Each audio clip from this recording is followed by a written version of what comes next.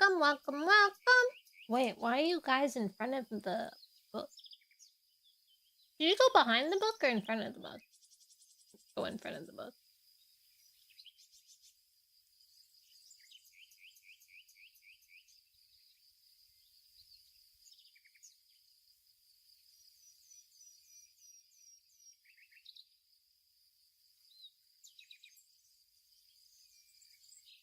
Table, audio, outside. Where the heck is it? Oh, there it is. Oh, you are in front of the book. Hi, Brandon! Oh, right. I forgot to fix it. Oh, yeah. Guys, there was an update, actually. So I think maybe that'll probably fix the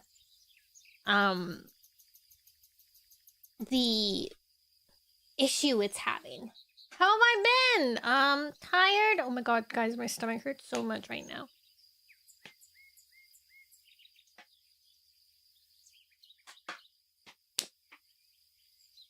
It's like a really weird, sharp pain.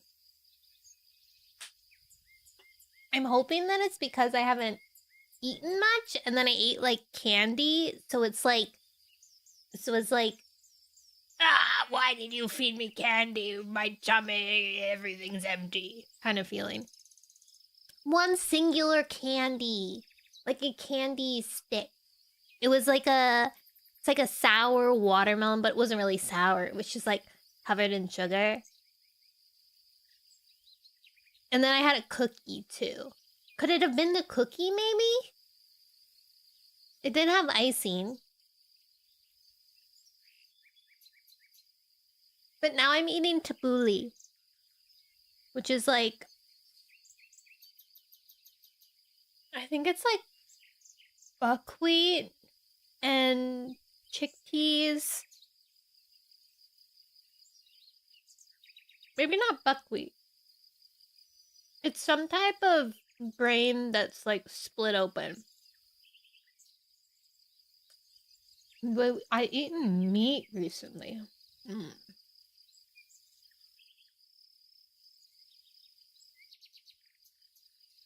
I don't know, actually. Hi, Alu! What did I eat last night? I had chicken nuggets yesterday. Do you think that counts?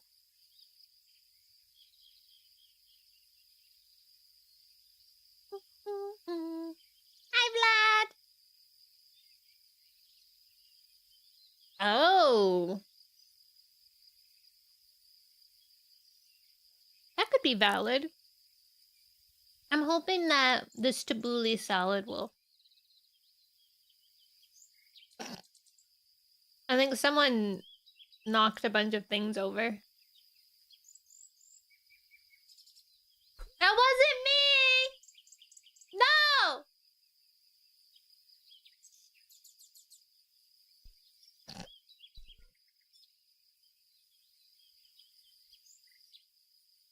Is everything okay?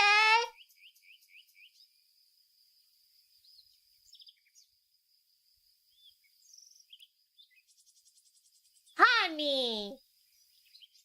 My cat knocked a whole bunch of things down. It still hurts, but not as sharp anymore. I think actually just eating this is helping quite a bit.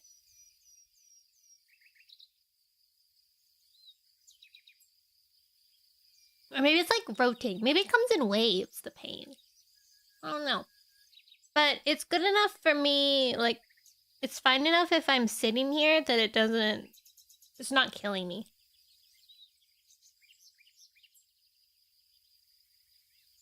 We need a Kermie cam. Have a lovely day. I wish we did. Bye, Brandon. This time it was Honey. Honey was like knocking things over.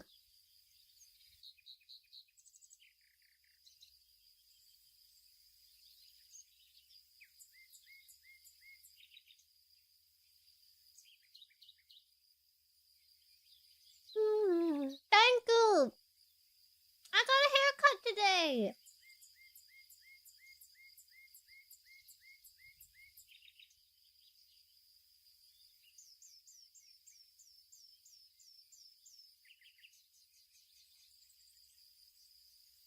Ooh.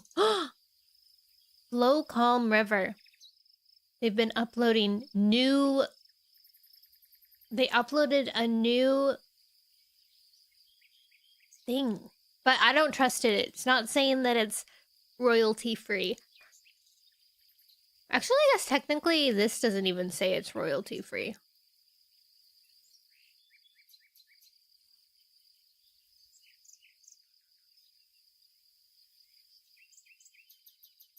But can you copyright nature sounds? I feel like that shouldn't be allowed. I feel like you shouldn't be able to film in a meadow and copyright the sound it makes.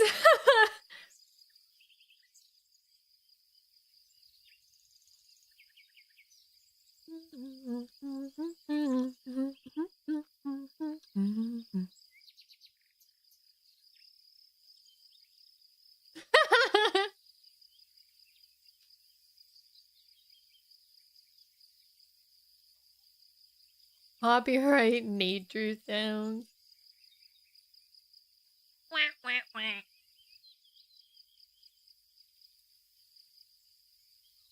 How have you guys been? Right, I got my haircut today. It was a good experience. The hairdresser was a junior hairdresser, and she was really sweet and really cute. Copyright Nono sounds. True. Can you do that? I think you should. You can, right? But I think you can only copyright them if you filed for copyright. Like, hi, Harley. I have no idea. Or I think it's a law that you can't gain money off of somebody else without their consent. I think. Like, if you film someone falling and then you put it on YouTube on your monetized channel, and then you got a whole bunch of money on them falling. But then what about VTubers or YouTubers that walk around? You're right. You're like in a whole different law area. Hi, Lizzie. Welcome. How have you been? How's my YouTube fellows been? I've been working. I really want to play this game called The Hookup. When I was really little, it was this game. Like a flash game, and it's about like... I'm pretty sure like you're the new girl in town, and there's like certain characters, and you can like maybe romance them, or like you find out about their like teen drama and stuff, and it's really intense and scandalous. Hi, Brayton. Hi, Mika Ren. It's really scandalous, and it felt like lost media for like the longest time. And me and my friend, we were like the only two people who seemed to know it. And then recently somebody uploaded them playing it on YouTube, and they had found a link to it. Brayton, hi! Thank you for your purchase! I think you got lettuce or something. I wasn't really paying attention. But I was gonna play it on Monday because I was like, okay, I still have a little bit of energy after work. Maybe I can play it. But then I did not. Carly! Okay. Hi, Carly! Or Carlay? Carlay? You arrived! Hi, silliest one! Thank you for your purchase. Please enjoy your... I think that's a umbrella. Just drew some eyes and quite proud of them. Ooh, nice! Drawing. Oh, and if you're not following me on, or not in my Discord channel, I've talked about it a little bit, but, November is probably gonna be almost exclusively Minecraft playing. I'm gonna become a Minecraft VTuber for November. It's just spelled a different way. I see. Hi, Zara! It's like... I'm in two different Minecraft thingamajiggies. Events, I guess? Groups? The chat filter is breaking your brain. Ah, yes, in my on the screen. Yes, that's my it's my warrior cat filter. It's Minecraft time. I'm in something. It's V Civilization for VTubers, and I think there's 200 of us right now that got in. Oh my god, those are really symmetrical and a really good shaped eye. Very good, Lizzie. Where are you from? Canada.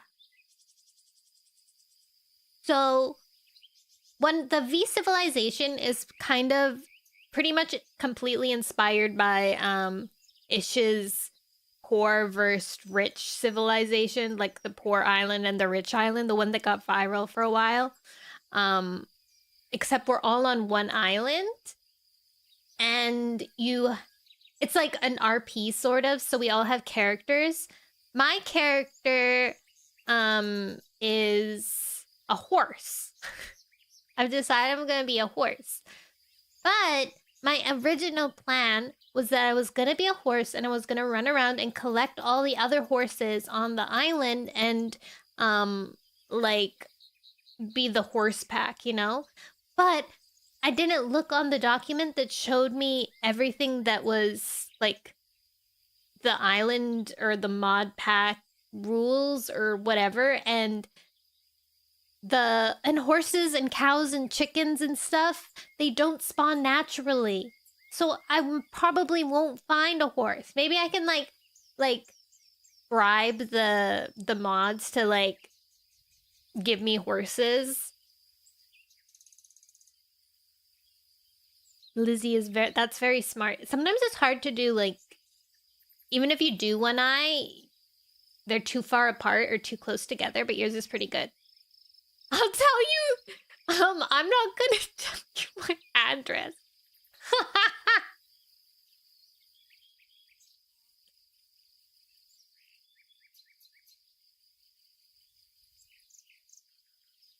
First VTuber from your country, really nice. Yes, French mode, I did take away a bunch only for Warrior Cat Wednesdays because I'm going to be reading. So I can't really, it doesn't make sense if I have the talk French redeem if I'm reading all the stream.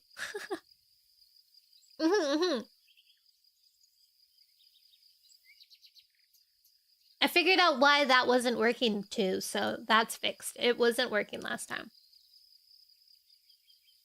So that's one of the...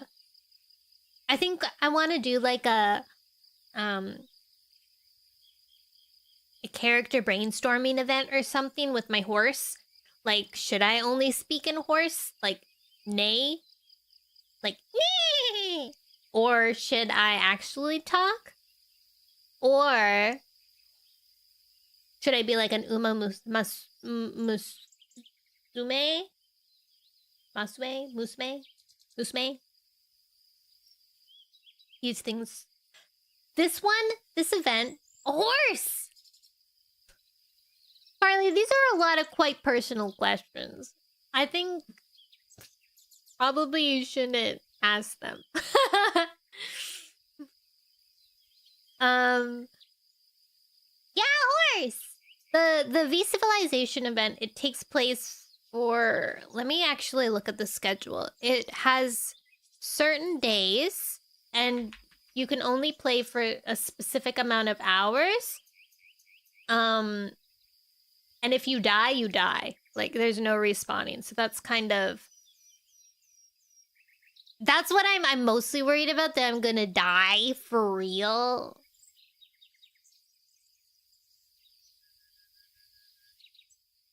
The happy version. Ooh. Where is it? The Civilization. Whoa.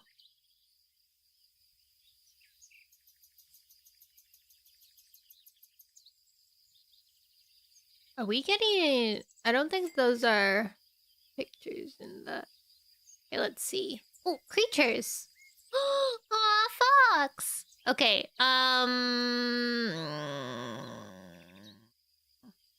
schedule.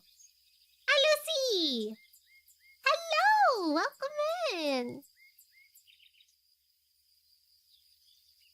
Yeah, so it's November 8th through to November 16th. That's how long it is.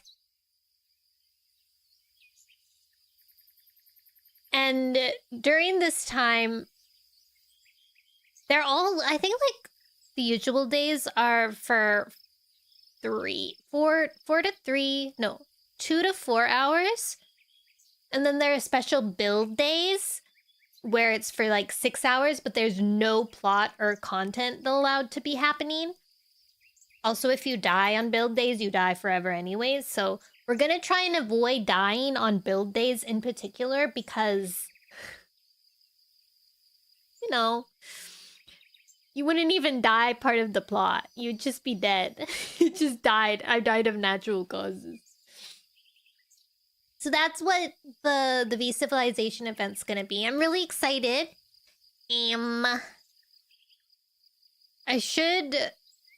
I will be able to attend, like, all of them, I'm pretty sure.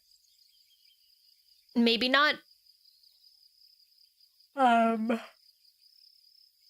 Friday, the 14th, but we'll see. What are we doing today? Today we are reading Warrior Cats, but I'm just talking about an event that I'm gonna be a part of soon. And then I'm also in this big SMP by Ume. She's like a moth VTuber, and she invited, like, the greatest evil of all, reading. It's true. There's like, and she has a bazillion girl VTubers, and we all have like little groups, and we don't know what the groups are for yet. Mostly like events that aren't existing yet. But that's gonna start in November too. So I'm hoping that I can like kind of divide my time between each Minecraft world. So this Minecraft world starts, I think, November 3rd. So I should be good to start. Wait, what time does the 8th? So we'll be able to start playing, like, kind of like getting used to Minecraft again, getting into the Minecraft brain set for the first few days, and then once the civilization event starts, then that will be our main focus, and then any other time we'll be playing the SMP. Hi, good morning. Hi, Luz. Hi, Sen. Hi, Dread. Jamal? Hi, Jamal. I don't see Jamal, but hello. Chosen sub emote locked. Yo. What have you been redeeming? What events? Oh, cute! And those last forever, right? I never know, but I hope that they do. Good old Minecraft. 24 hours only? Poo-poo.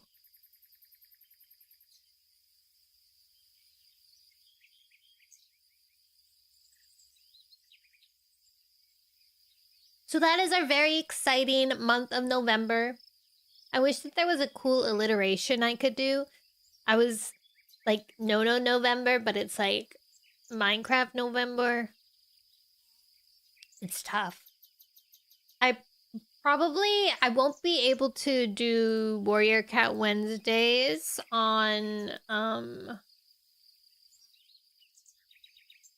which days? On the first few Wednesdays? On Wednesday 12th? Oh, maybe only on one Wednesday. Yeah, only one Wednesday, so there's only 6 days of the V Civilization event. So we'll only miss one Warrior Cat Wednesday. Minecraft Monday! Minecraft month. I guess that works. Minecraft month. How about Genshin Impact? I haven't played Genshin in a hot minute. I don't know how much there is in that game now. The last time I followed anything in that game was when...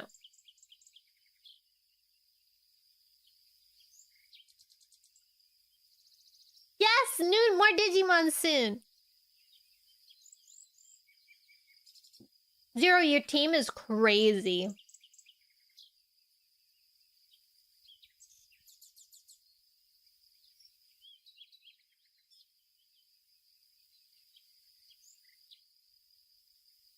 So, wait, what else was I gonna say? But have a good rest of your day, Zero. Can't remember what I was gonna say anymore. I got off track by Digimon. I'm thinking about Digimon. Digimon, digital monsters. Alright, well, we should begin reading, I think. We'll read a little bit, see here and there.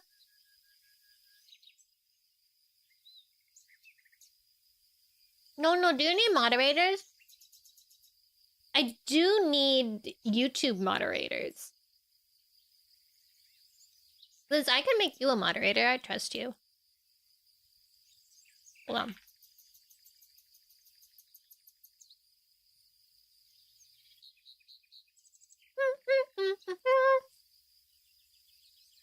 If you want to be a moderator, I don't want to force that upon you. GTA 5 online.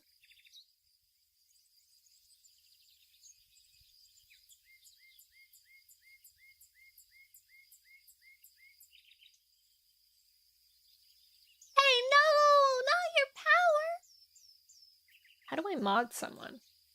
I don't know.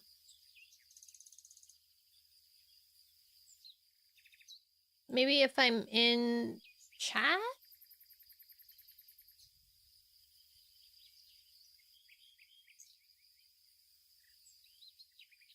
Yeah! I think you are very good, Liz. I remember when you were sticking up for me that one time. Let me figure out how little I use YouTube.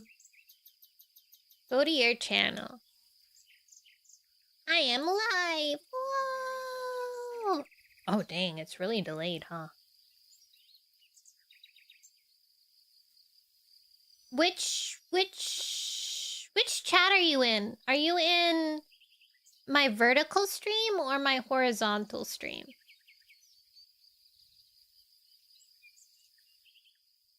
Vertical? You are! I think everyone's in my vertical, actually. You are now...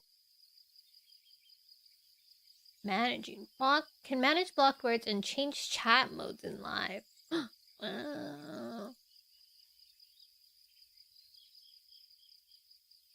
I'll give you managing mod. Yay! Congrats! Liz is now a mod.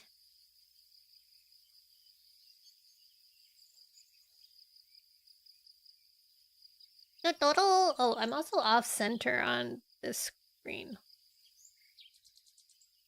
I believe I'm off center. Boo. Boo! There. Better. Got something in my eyeball.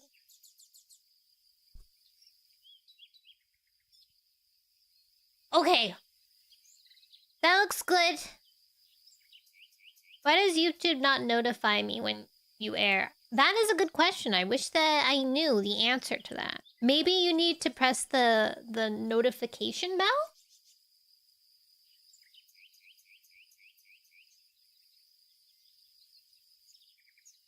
Do the notification bells still exist? I'm not sure. I'm not very accustomed to YouTube these days. Okay, guys.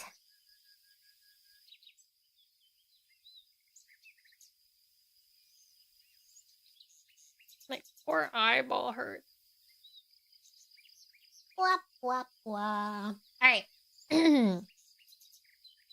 Let's begin reading Warrior Cats. We'll read for a little bit.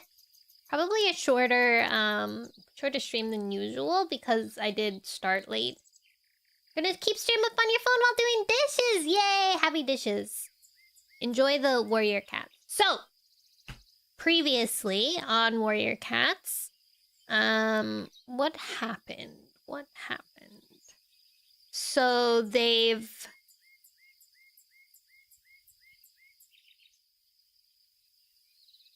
moved to their new areas. It's been a half a moon since the new areas. How's my day been? It's been good. Productive, actually. My stomach was hurting me, like, before stream. That's why I'm an hour late to stream today. I think it was because I didn't have anything in my stomach, and then I ate, like, candy or, like, milk or something, and it was like...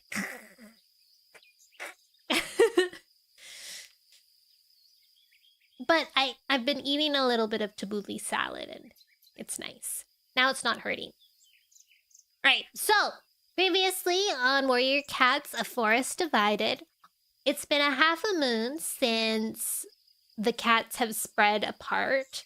We ended, I believe, with, we ended the last time with Greywing helping Slate with a badger? And he wound up in Windrunner's camp. And Windrunner and co were very excited. We met some of the new cats in Windrunner's camp, which was a medicine cat-like cat and a hunter cat and the kits that have been growing up. So that's nice.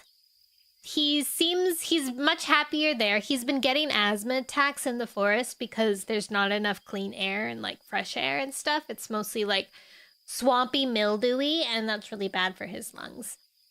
So I'm guessing he's probably gonna move in with Windrunner. He's a Wind Clan cat.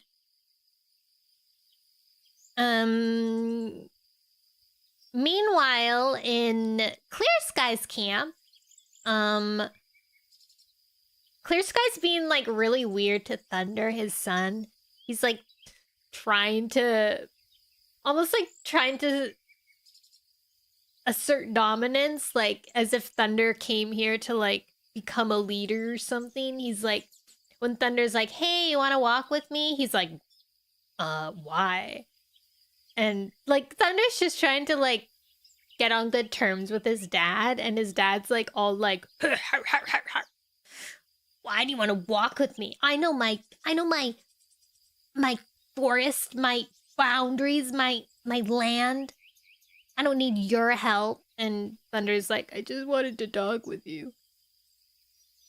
But then they did go out for like a little patrol, and they ran into none other than Starflower, the girly that betrayed Thunder, that seduced Thunder and then betrayed him and put everybody in risk. And she was like, hey guys, can I join your clan? And then Thunder was like, no. And Clear Sky was like, no. And then Starflower was like, pretty please, I don't have anybody at all.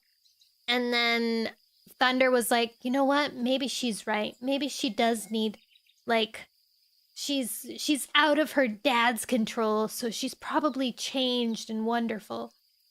And he's like, Dad, please let her come join. And Clear Sky's like, why? Like, we don't like her. And then he was like, please, pretty please, Dad. And then Clear Sky was like, all right, fine, she can join. And so she joined, and Thunder was kind of smitten and giving her a look, and Starflower was kind of flirting with him from afar, and she's been really helping out.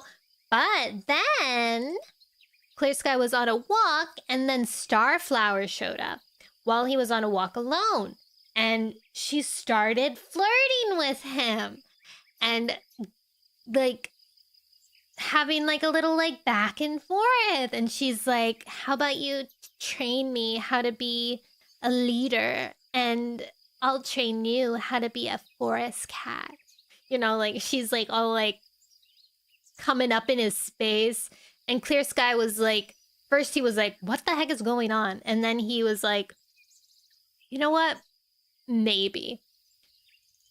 And then he started sneaking out and meeting Starflower and not telling Thunder about this. And he sneaks out and he's with Starflower and they're busy like talking and meeting and flirting about. And Thunder follows them one time with Lightning Tail and he sees them and he's like, oh my god, what the heck?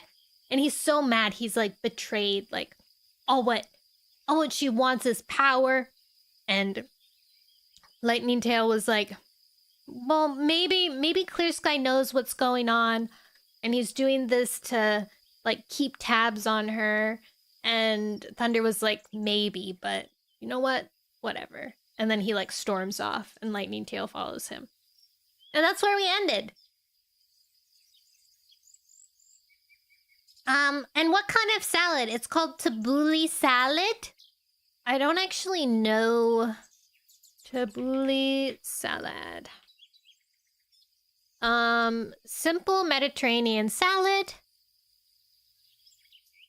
It finely chopped parsley, soaked bulgur, which is a kind of grain, tomatoes, mint, onion, seasoned with olive oil, lemon juice, salt, and pepper. It's really simple, but it's really nice. I like bulgur. Bulgur wheat. Bulgur wheat.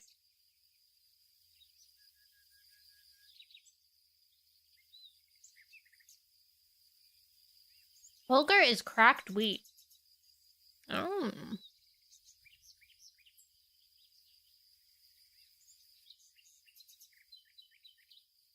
It like almost looks like rice, but it's like cracked. And almost like couscous, but bigger than couscous. I love different kinds of wheat. I think my favorite kinds of wheat are barley, buckwheat. Barley, buckwheat, and oats. And bulgur now. Buckwheat. Buckwheat. When I was little, my ex-best friend, or ex-friend, I wouldn't even call her my best friend. She always had buckwheat in her house. And we would just make buckwheat like rice, and then we would pour like this sauce over it and eat it, and it was so yummy. It hit the spot. But I don't know where to get buckwheat anymore.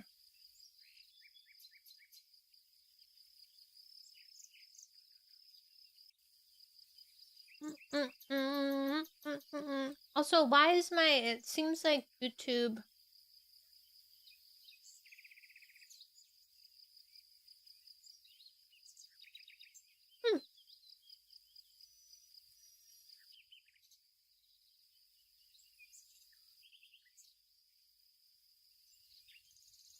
All right. So that's what tabbouleh salad is? That's what's going on in Warrior Cats? Let's get down to business. I hope Ven comes. I miss Ven. Laggy! Laggy. Thank you for your repop. How are you? Nerd no. Hi. Lag. Nerd lag. It didn't work. How's your baby?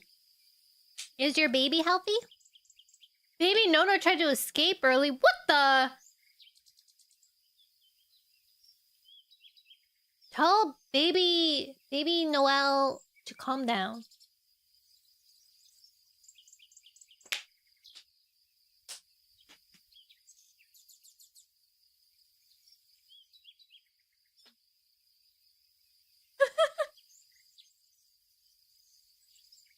Is it okay?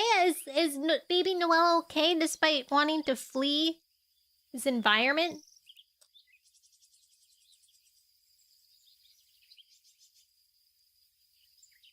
Yes? Okay, good. That's wonderful news. Abby's okay?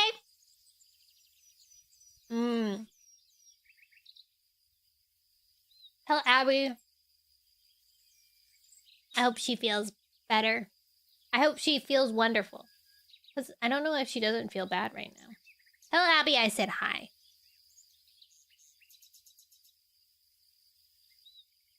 I want to find out what Abby's craziest cravings have been.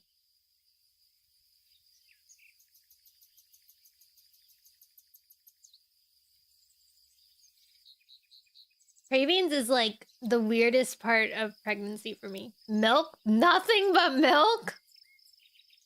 Abby, you gotta eat more. Your cat is watching you. What's your cat's name? You have the cravings. What are you craving?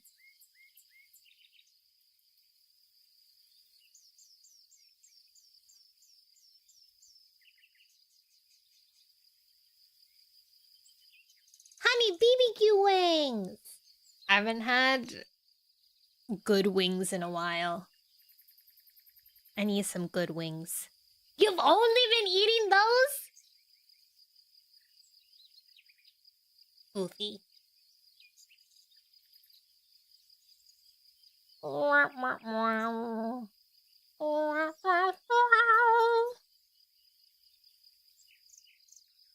Oops. Oh my god. Oh my gosh. Gosh. Have you eaten all of them? That would be sad. Okay, I lost my chat. There we are. Kawa? Is that how you pronounce it? Kawa? Don't know if you're very good at the language. No, you're talking to a Brazilian. Hello! Welcome in! Your name is very pretty. You had 3 buckets of BBQ honey wings? Whoa. Whoa! That's so many! Are you eating salad? Make sure you have some salad. You need your greens. Gigi! Ginger striped Turkish. So cute. Gigi. I used to have a guinea pig named Gigi. What's a salad? Yummy. Good for you. That's what a salad is. You gotta get your greens. Don't you have, like, cravings when you're... If you have so much of a craving for meat, you must have a craving... Yes! Hell yeah! Hey, come on, baby! Come on! Yes! Come on! Ah! Yes!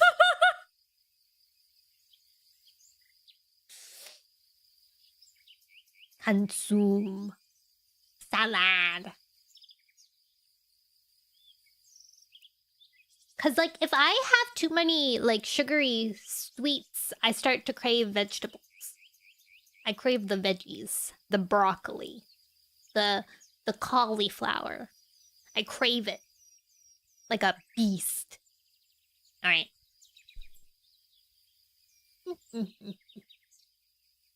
Chapter 11. We're starting to read. We're getting down to business. Why has it been 40 minutes? Guys, it's been 40 minutes and I haven't started reading. You guys, I feel like I've literally done nothing. I haven't even been talking about anything of use. I usually start wanting a lot of water if I eat too much sweet stuff. That makes sense. You drink water? Weirdo. Water drinker. Okay. The weak Leaf Bear's sun was sliding towards the treetops before Clear Sky returned to camp. Thunder had been waiting out for him. His pelt twitched with annoyance as his father padded across the clearing and jumped past his nest among the oak roots on to the short, steep bank beyond. He'd been trying to ignore the anger churning in his belly all afternoon, but he couldn't push Clear Sky and Starflower from his thoughts. He swallowed back a growl as Thorn nudged past him. Sorry. It! Get out of here, it. Productivity 0, right? Big Hug, your voice sounds like League of Legends characters. A specific one? Who? Is it? You got free jump scares? That's very nice. I'm glad about that. You log in 5 times in a stream, you get a free booster pack. Whoa, cool! How many is in a booster pack?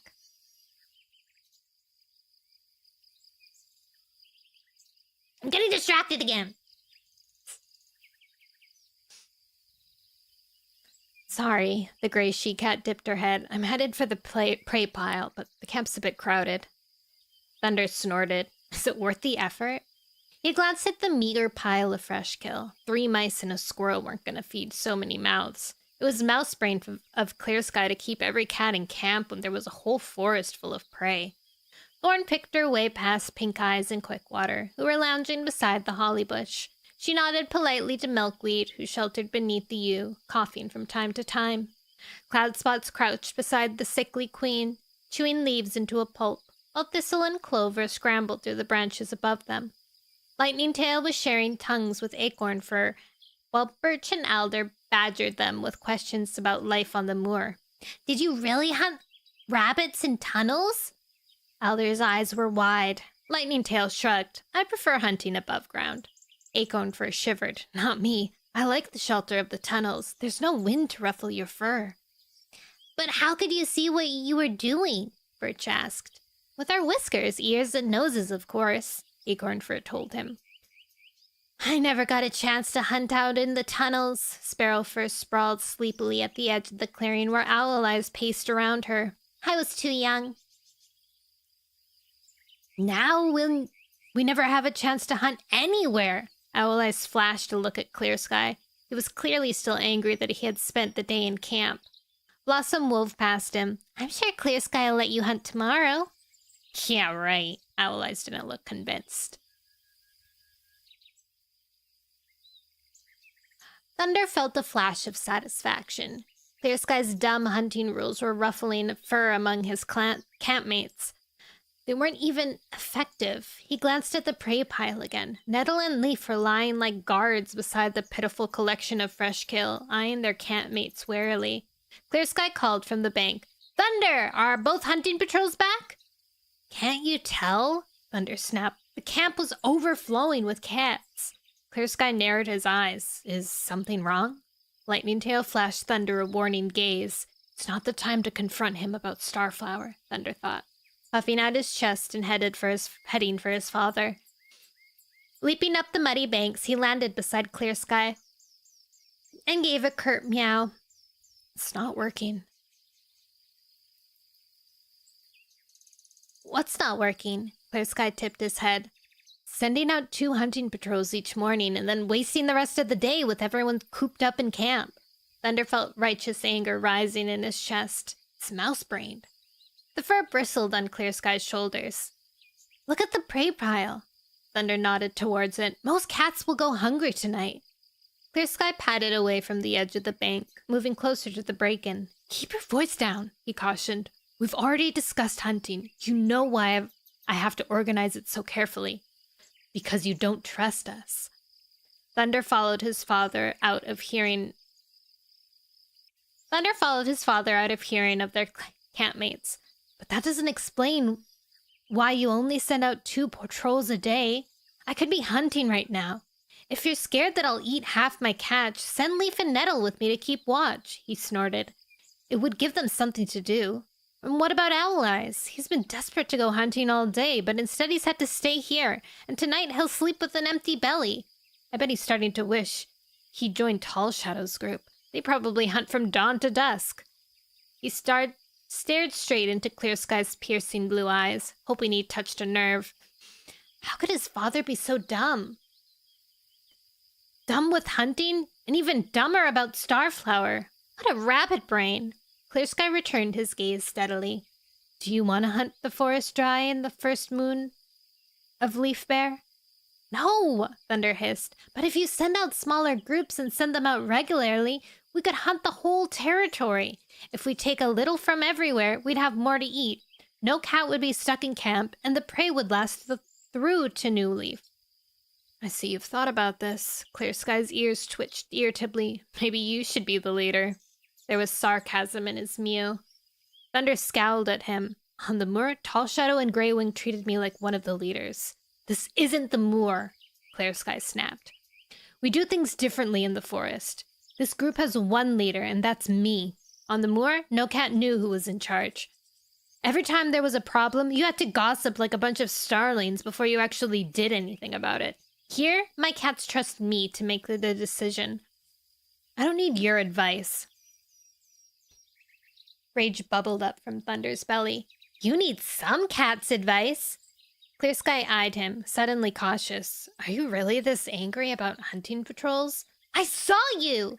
Thunder blurted. You didn't go on a patrol. You went to meet Starflower. Clear Sky's hackles lifted. I ordered you to stay in camp. I'm not as easy to boss around as Owl Eyes. Thunder held his gaze. What were you doing with her? It's none of your business, Clear Sky bristled. You know she can't be trusted, Thunder warned. She might make promises, but they're all lies. She only cares about herself. He leaned closer. You trusted her father, and look where that got you. Clear Sky flinched as though Thunder had clawed his muzzle. Thunder backed away. Had he gone too far? I'm only warning you because I fell for her lies once before, he meowed quickly. I don't want to see her betray you the way she betrayed me. I'm thinking of all of us. Trusting Starflower will not end well. Clear Sky's gaze suddenly softened. I know she hurt you, Thunder. Hope flashed in Thunder's chest as he saw sympathy in his father's eyes. Does that mean you'll stop seeing her? Clear Sky looked past Thunder towards the clearing. Take Owl Eyes and go hunting. Will you stop seeing her? Thunder pressed. I'll think about what you've said. Clear Sky avoided his gaze. Go hunting. That's what you wanted, wasn't it? Frustrated, Thunder leaped into the clearing and crossed the camp towards Owl Eyes. Thunder! A throaty mew caught his ear. He turned to see Starflower ducking into camp. He halted as she padded towards him and narrowed his eyes. What do you want? Her golden pelt glowed in the afternoon light. I smelled your scent by the flat rocks this morning. So? Her green eyes narrowed. What were you doing there? Why do you care? Bitterness stung Thunder's throat. Have you been following me? I was following Clear Sky, Thunder growled. I was worried about him being out in the woods alone. Starflower gave an amused purr. I think Clear Sky's old enough to take care of himself, don't you? Besides, he wasn't alone. He had me. Rage surged beneath Thunder's pelt. Stay away from my father, he hissed. Starflower blinked. Why? We get along so well, and... She paused, her gaze suddenly softening. Oh, Thunder, I'm so sorry. Thunder shifted his paws, his pelt burning. He looked away. What for? I didn't know you still had feelings for me, she gushed. I thought you stopped caring for me when you found out who my father was. Thunder stiffened, surprised to find hope prickling in his chest. Was that regret in her mew? Did she still care about him? Thunder, stop it! Oh my gosh. Ooh. Is there a game stream tomorrow? And hi, Nono. Hi, Loser Bay. Stream there will be a stream tomorrow. It will be a Flash game, though. An old game that I played a lot when I was a kid.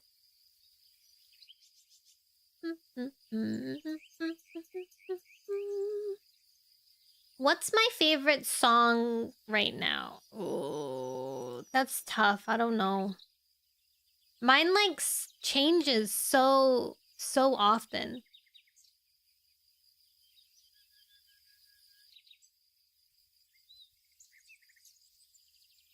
Strats! Thank you for the strats!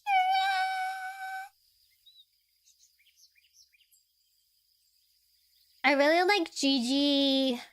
What's her name? She sang the Sailor song. Sailor song. Gigi Gigi Perez.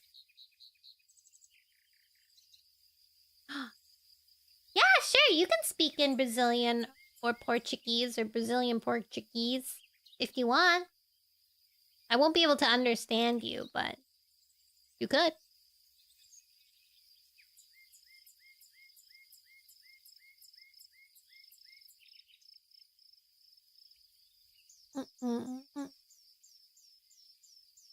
We were never meant to be together, Thunder. Starflower shook her head sadly. The ground seemed to move beneath his paws. I thought you understood that, she went on. You and I are so different. Clear Sky and I have so much more in common. I understand him. I know why he's so tough and ambitious, and I don't judge him for it. I admire him.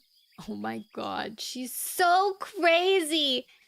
Thunder curled his lip. You just like him because you think he's like your father. She's got daddy issues. Or dad issues in general. He hissed. Well, he's not. He's far better than that Foxheart. You're pathetic, always looking for some cat to make you feel good about yourself. Where are you gonna learn to stand for your own four paws?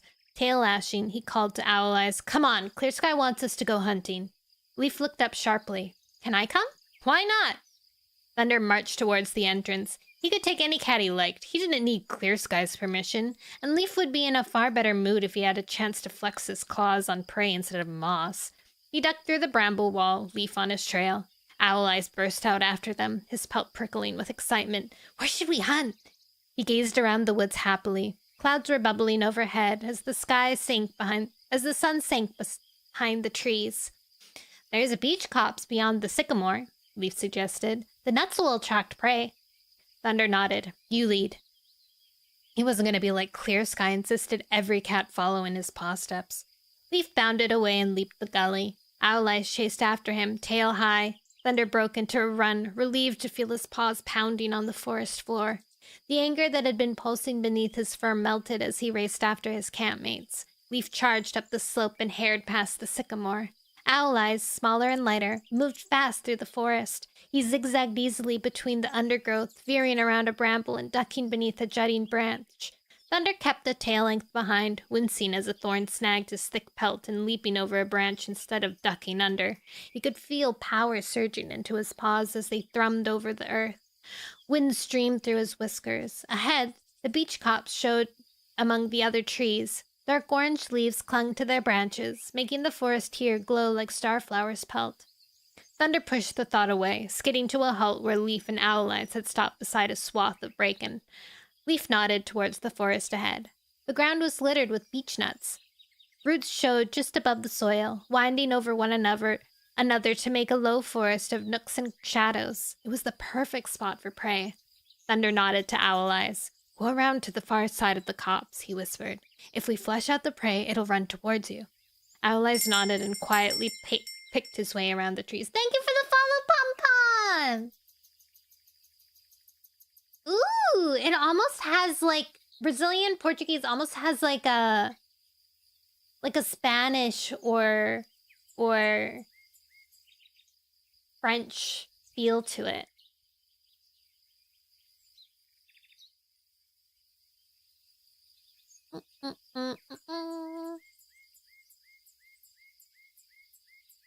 Thunder dropped into a crouch and watched the tangle of beech roots.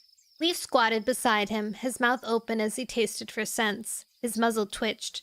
Thanks for letting me come, he murmured. I'm sick of waiting in camp for some other cat to bring me food. He glanced sideways at Thunder. How did you persuade Clear Sky to change his mind? I just suggested it would be better to send out more patrols, Thunder answered lightly. Of course it is, Leaf snorted. What's the point in all of us sitting around when the prey pile's half empty? The gray and white Tom shook his head. Clear Sky's gone soft since the battle. Thunder snapped his head around. Was Leaf being disloyal?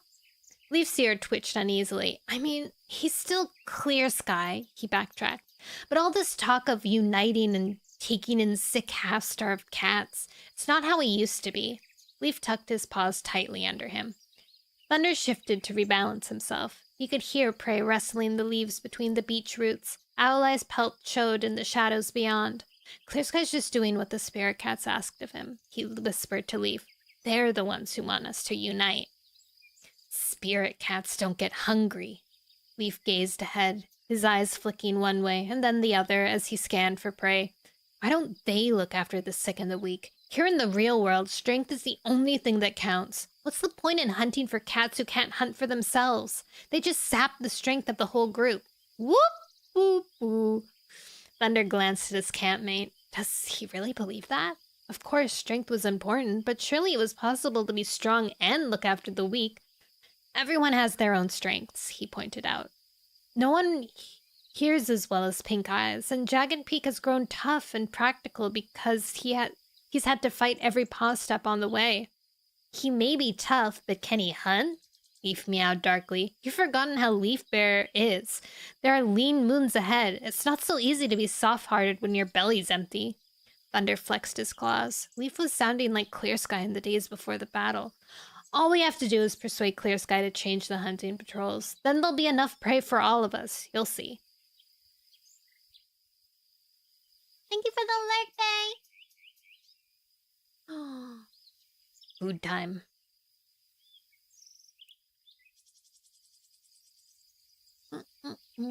Tiny shapes scuttled through the leaves and darted over a root. Mouse! Excitement surged through Thunder's muscles. Before Leaf could move, he raced for it. The mouse was heading for a gap where the roots burrowed into the earth. Leaping, Thunder hooked it with his claw. It landed awkwardly, He landed awkwardly, bending his other forepaw beneath him. Pain flashed through his flank as he hit the root, feeling the wind knock from his belly. Squeaking, the mouse wriggled free from his grasp. Leaf barged past and slammed his forepaws down hard on the ground. Got it! As the black and white Tom spoke, leaves exploded a tail length away. Thunder jerked up his head and saw a rabbit racing away between the trees. They must have startled it when they caught the mouse. He struggled to his paws, his flanks aching where the root had bruised it.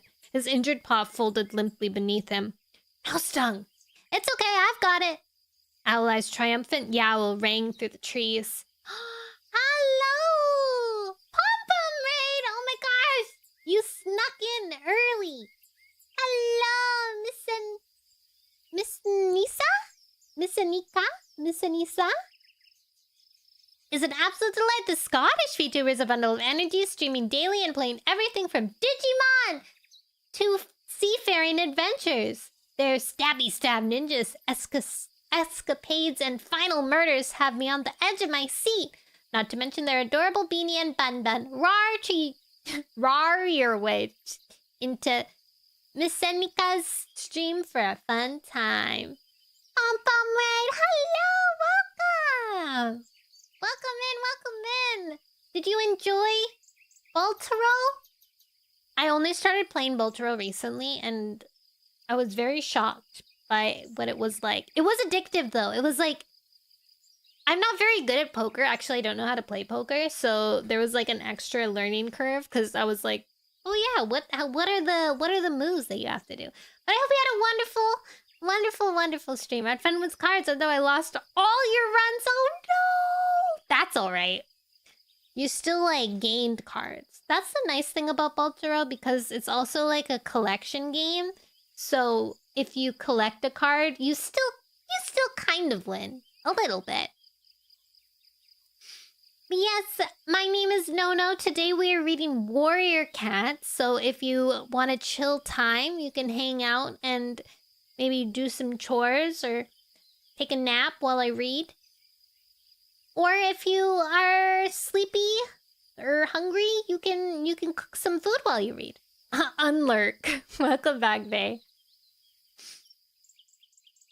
Either way, thank you so much for the raid. I hope you have a wonderful rest of your day. I'm gonna continue reading. We're in the middle of a...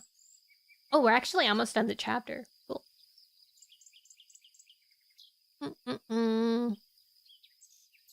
It's okay, I've got it! Owl Eye's triumphant yowl rang through the trees. He was on the rabbit's tail. He lunged fast and caught it in between his forepaws.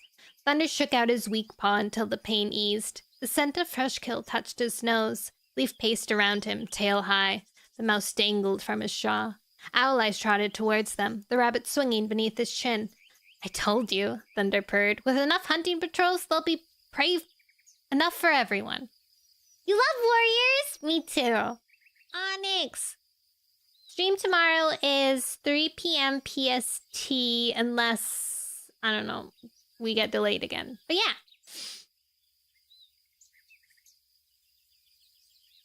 Thunder led the way into camp, his fur fluffed with pride. On the way back, he had spotted a squirrel rummaging beneath the sycamore. He'd caught it as it tried to scoot up the trunk. Now, he crossed the clearing and dropped it on the prey pile. No hungry bellies tonight, he meowed proudly, scanning the camp for his father. Clear Sky had to see now that more hunting patrols would keep the group well fed. Lightning Tail hurried to meet him, his gaze dark. "Where's Clear Sky?" Thunder asked. Lightning Tail scowled. "He left the camp," the Black Tom growled softly. "With Starflower." "Again? He left already." This is like his second, let's go hang out with Starflower outside of camp today. He's not even doing anything. Thunder bristled. Clear Sky had ignored his warning. He just sent me hunting to get me out of the way. Blood roared in his ears. Did he say when he'd be back?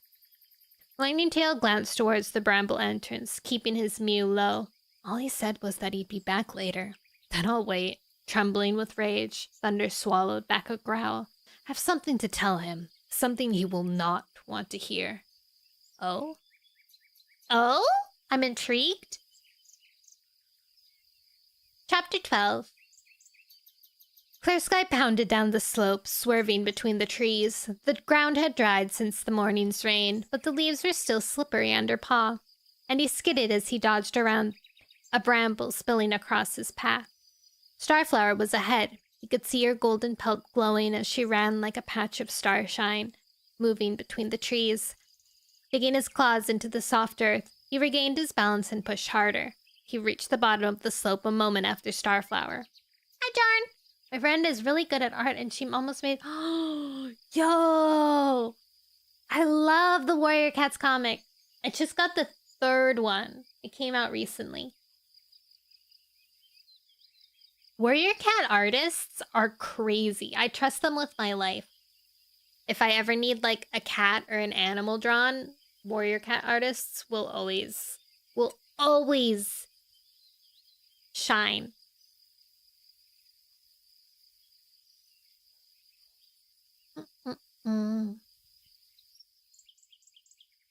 Do you still think you know the forest better than I do? Her words came in gasps as she caught her breath. I bet you've never been here before. Yes, I have, Clear Sky puffed. Wilted ferns clumped between slender rowans. Beyond them, he could see a grassy clearing. Have I been here before? He narrowed his eyes. Of course. He recognized the wall of rocks on the far side of the clearing.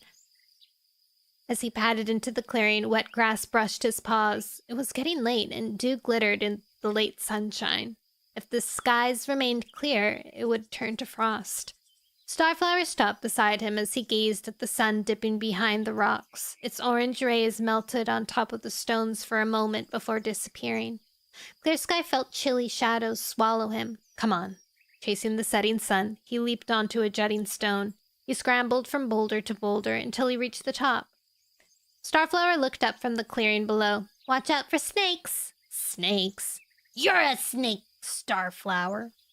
Clear Sky peered over the edge, his pelt prickling. They hide in the crevices between the stones. Starflower leaped nimbly after him. He watched her, expecting any moment for a snake to dart from a gap and bite her. She stopped beside him, her whiskers twitching as she met his anxious gaze. Don't worry, One-Eye taught me how to kill snakes. Clear Sky blinked at her in surprise. Have you ever killed one? A mischievous glint flashed in her eye. I've never had to. You should try it. She shrugged. They don't taste bad, especially in the middle of a long leaf bear. One-Eye would bring me hunting here when there was no prey to find in the forest. Snakes are sluggish when it's cold, easy to catch, if you can find them. Clear Sky stared at the she-cat, his tail twitching. What other secrets of the forest did Starflower know? With this wily she-cat at his side, who knew what he might achieve? She might be able to help him work out a way to unite all the cats. Sunshine warmed his back. They had escaped the shadows below and caught up to the setting sun, which glittered between the trees as it slid towards the far horizon. Starflower wove around him. So? So what? Had he missed something? She stopped, her muzzle close to his. Have you decided to trust me yet? Clear Sky shifted his paws. Thunder thinks I shouldn't. Starflower's green eyes softened. Poor Thunder. She murmured, I'm sorry that I hurt him. But he's a young cat. He'll get over it. Is Starflower not young? Or is she like a young adult? I don't know. Do you think? Clear Sky searched her gaze hopefully. He'd never met a cat like Starflower before. She was clever, tough, and self-assured. A strange, strong urge to be with her pressed in his chest. What about Thunder? He's a young cat. He'll get over it. Oof. Starflower's warm breath washed his muzzle. He nudged her cheek with his nose. Should he ignore Starflower just to please his son? Does he really want me to be alone? We should go back to camp, Starflower murmured. It'll be dark soon, and the others will be worried about you. Clear Sky nodded slowly. He didn't want to leave the last warm rays of the sun and return to the chilly clearing, but he was leader. He had a duty. He leaped down the rocks, warily eyeing the gaps between the stones for snakes. He landed in the grassy clearing with a grunt of relief. Starflower's pelt brushed his as she landed beside him. She led the way home, her tail swishing through the shadows. Twilight seeped through the forest as the sun disappeared. As they neared the camp, he smelled the familiar scents of his campmates. He nosed his way back through the bramble and padded into the dim clearing. Back off, Leaf! Blossom stood face to face with the black and white Tom, her ears flat. Behind her, Milkweed was shielding her kits while Leaf eyed them angrily. They ate my mouse, Leaf snarled. It's not your mouse, Blossom challenged. I caught it. Leaf's eyes blazed. And Owl Eyes caught the rabbit. Blossom nodded to the carcass lying between acorn fur and thorn. But he was happy to share it. Only because Thunder let him have the squirrel. The fur lifted along Leaf's spine. All I've had is half the shrew Nettle caught this morning. Clear Sky hesitated. Why are they arguing over prey? 'Cause they're hungry, dude! Oh my goodness. Starflower nudged his shoulder with his nose. Stop them, she murmured. Clear Sky shot her a warning glance. He didn't need her telling him how to handle his cats. What's going on? He glared at Leaf. Leaf turned on him. I'm starving while they eat my catch. He flung a hostile look at Milkweed. What has she brought to the group apart from 2 hungry kits and a cough that keeps everyone awake? Milkweed's eyes narrowed to slits. Beside her, Thistle arched his back and hissed, while Clover ducked, wide-eyed beneath her mother's belly. Blossom showed her teeth. They need food more than you. Can't you see that? They're half starved. Then they should have gone hunting today, like I did, Leaf spat back. Clear Sky perked his ears. Leaf wasn't on today's hunting patrols. Who said you could hunt? Thunder did. Clear Sky flashed a look at his son. I told you to take Owl Eyes. Thunder's eyes were dark. A chill ran along Clear Sky's spine. How had the mood in camp turned so sour? He turned back to Leaf. I organized the hunting patrols. Leaf Bear is here! Leaf flashed his tail. We've already had snow, and the days are still getting shorter. The sickness killed half the prey, and we're feeding cats who can't yet hunt for themselves. His gaze flashed to Birch and Alder. Birch puffed out his chest indignantly. We'd hunt if we got the chance. Exactly! Leaf turned back to Clear Sky. Every cat should be out hunting, or at least learning to hunt. We shouldn't be sitting in camp hungry while prey roams the forest. Clear Sky curled his lip. Our prey is gorging on leaf-fall fruit, growing fat and strong again. If we hunt it while it's still recovering from the sickness, we risk destroying it forever. He looked around at his campmates. Blossom stared at him nervously. Pink Eyes dropped his gaze. Acorn Fur and Lightning Tail exchanged glances. Clear Sky stood up tall, looming over Leaf. You think with your belly, not your head, he snarled, which is why I'm leader and you're not. If you're not happy here, then leave. Go back to living as a rogue. I only want cats here who want to be here. He backed away, his tail lashing as silence gripped the camp like a hard frost. Hydrate! hydrate. Oh, thank you, Zero. Zero, did you go to Twitch specifically to redeem hydrate?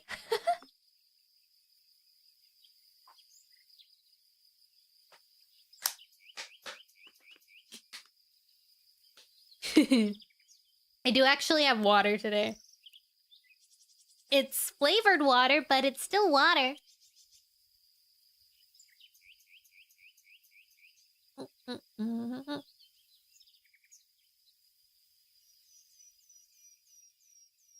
Thunder broke it. You're right. He stepped forward, his shoulders square. Cats should only be here if they want to be. So I should leave. Thunder! Oh my god, drama! Shock scorched through clear sky. Leave? He stared at the sun. Numbness spread up from his paws until he could hardly feel the chill of the night settling over the camp. Why? He rasped. I can't stay another day trapped in a camp and watching cats I care about go hungry just because you order it. A murmur rippled around the camp. Owl Eyes shifted his paws while Pink Eyes nodded slowly. Anger burned in Clear Sky's belly. I don't let my cats gorge themselves into a stupor for a reason.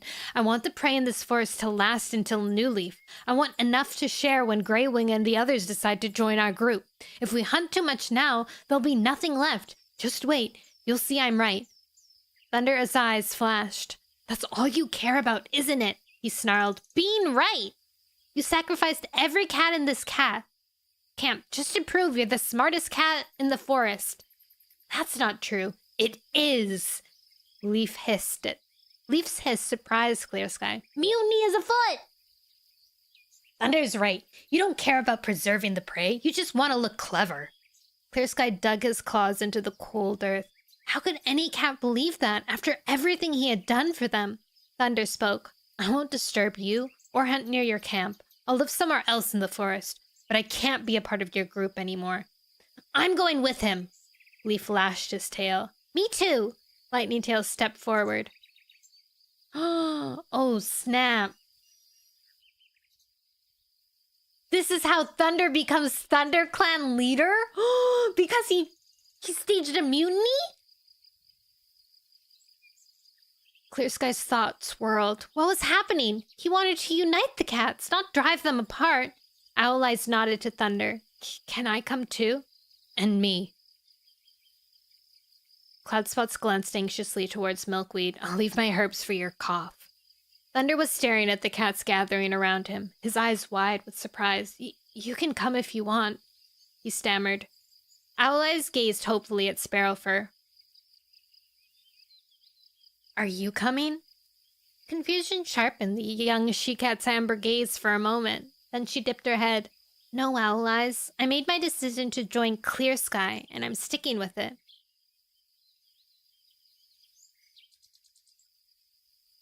I'll come with you. Pink Eyes patted towards Thunder.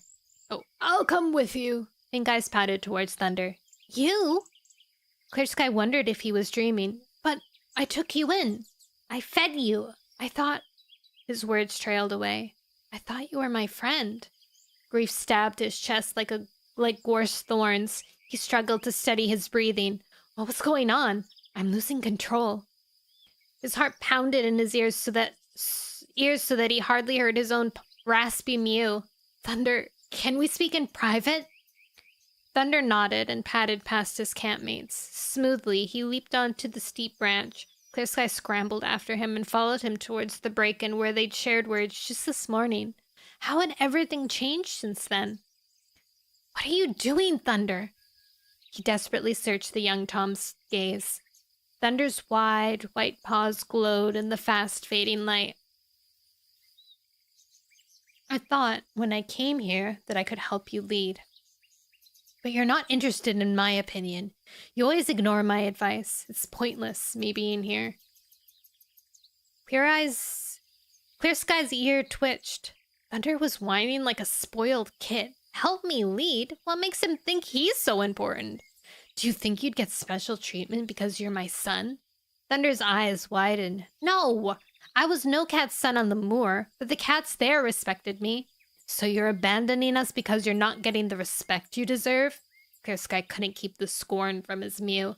Thunder thrust his muzzle close. I'm leaving because I don't want to watch you make any more dumb decisions. I've explained why I won't let my cats hunt more prey. That's not the dumb decision I meant. Thunder's eyes flashed with rage.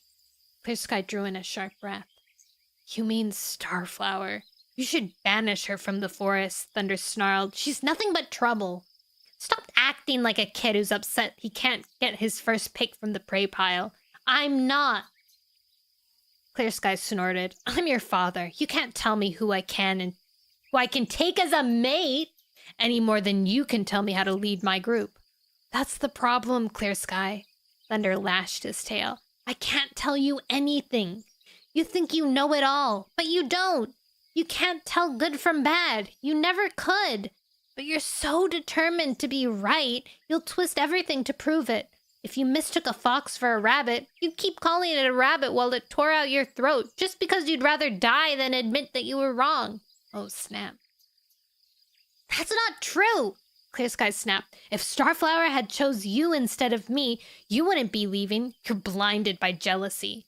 Oh. Thunder lowered his voice to a hiss, but Starflower would never choose me. I'm not enough like One Eyes. He turned, his tail whipping past Clear Sky's muzzle. Oh my god, what a burn! And leaped back into the clearing. Clear Sky's chest tightened. He thinks I'm like One Eye? Stiff with shock, he watched. Leaf, pink eyes, cloud spots, and owl eyes. All the eyeballs are headed out. And Lightning Tail gather eagerly around his son. With a flick of his tail, Thunder led them out of camp.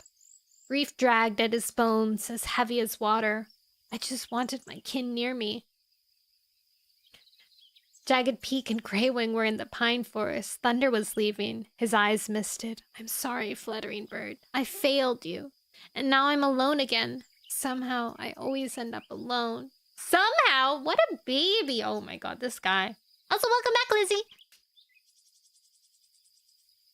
A familiar scent touched his nose. Starflower? Paws scuffed the earth beside him, and he turned to see her green eyes shining through the darkness. Her soft gaze met his.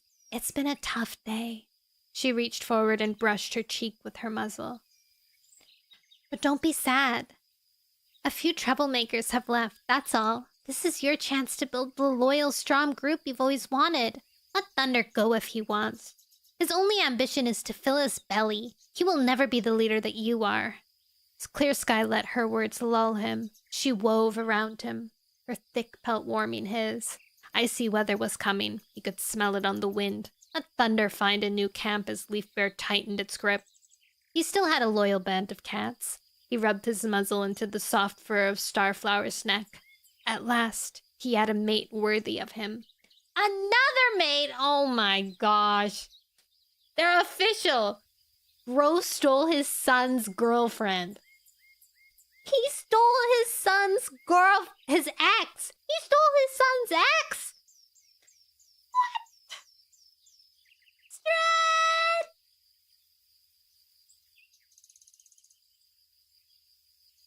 This is crazy.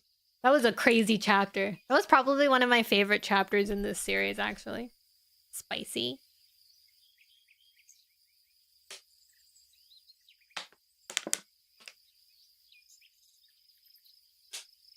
What happened while you were gone?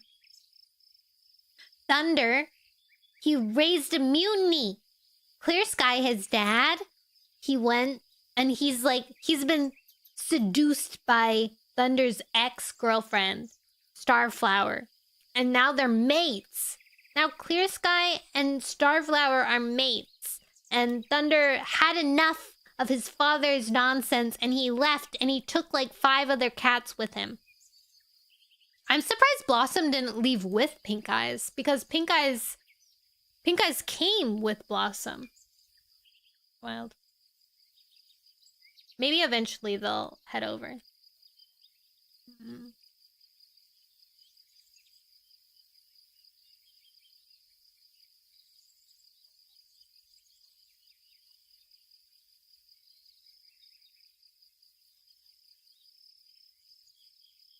All right.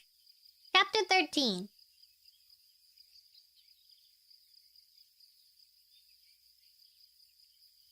Thunder padded stiffly from the camp. He was acutely aware of the cats following at his heels. He was responsible for them now. All of them. His heart pounded in his chest. Am I doing the right thing? His father's words rang in his ears. If Starflower had chosen you instead of me, you wouldn't be leaving. You're blinded by jealousy. Was that true? No, it was far more than that. He couldn't live where he wasn't listened to, and he couldn't watch Clear Sky let cats go hungry. Did his father truly believe that their prey would not last through Leaf Bear, or was he just flexing his claws because he enjoyed ordering cats around? Lightning Tail fell in beside Thunder as he headed for the gully. Why didn't you tell me you were planning to leave? Thunder avoided his gaze. It was a quick decision. Numbly, he slithered into the gully. Rain had washed through it, and the earth was soft. Mud seeped around his paws. Lightning Tail landed behind him. Where are we going? Thunder felt the cold night air pierce his fur. I'm not sure. He glanced over his shoulder. Leaf, Cloud Spots, and Pink Eyes were following, Owl Eyes on their tail. His heart pounded harder. Greywing believed in me. Greywing believed in me, he reminded himself. I can do this. The gully wound towards the sycamore slope, and he leaped up to it. Followed the path he had carried prey along earlier that day. The forest was dark, the moon hidden behind clouds. As they climbed the slope, he stretched his eyes wide, picking out shapes among the shadows. An owl screeched in the distance, and Lightning Tail perked his ears. There must be prey around, the Black Tom murmured. We can hunt in the morning, Thunder told him. We have to find somewhere safe to sleep. If owls were looking for prey, foxes would be too.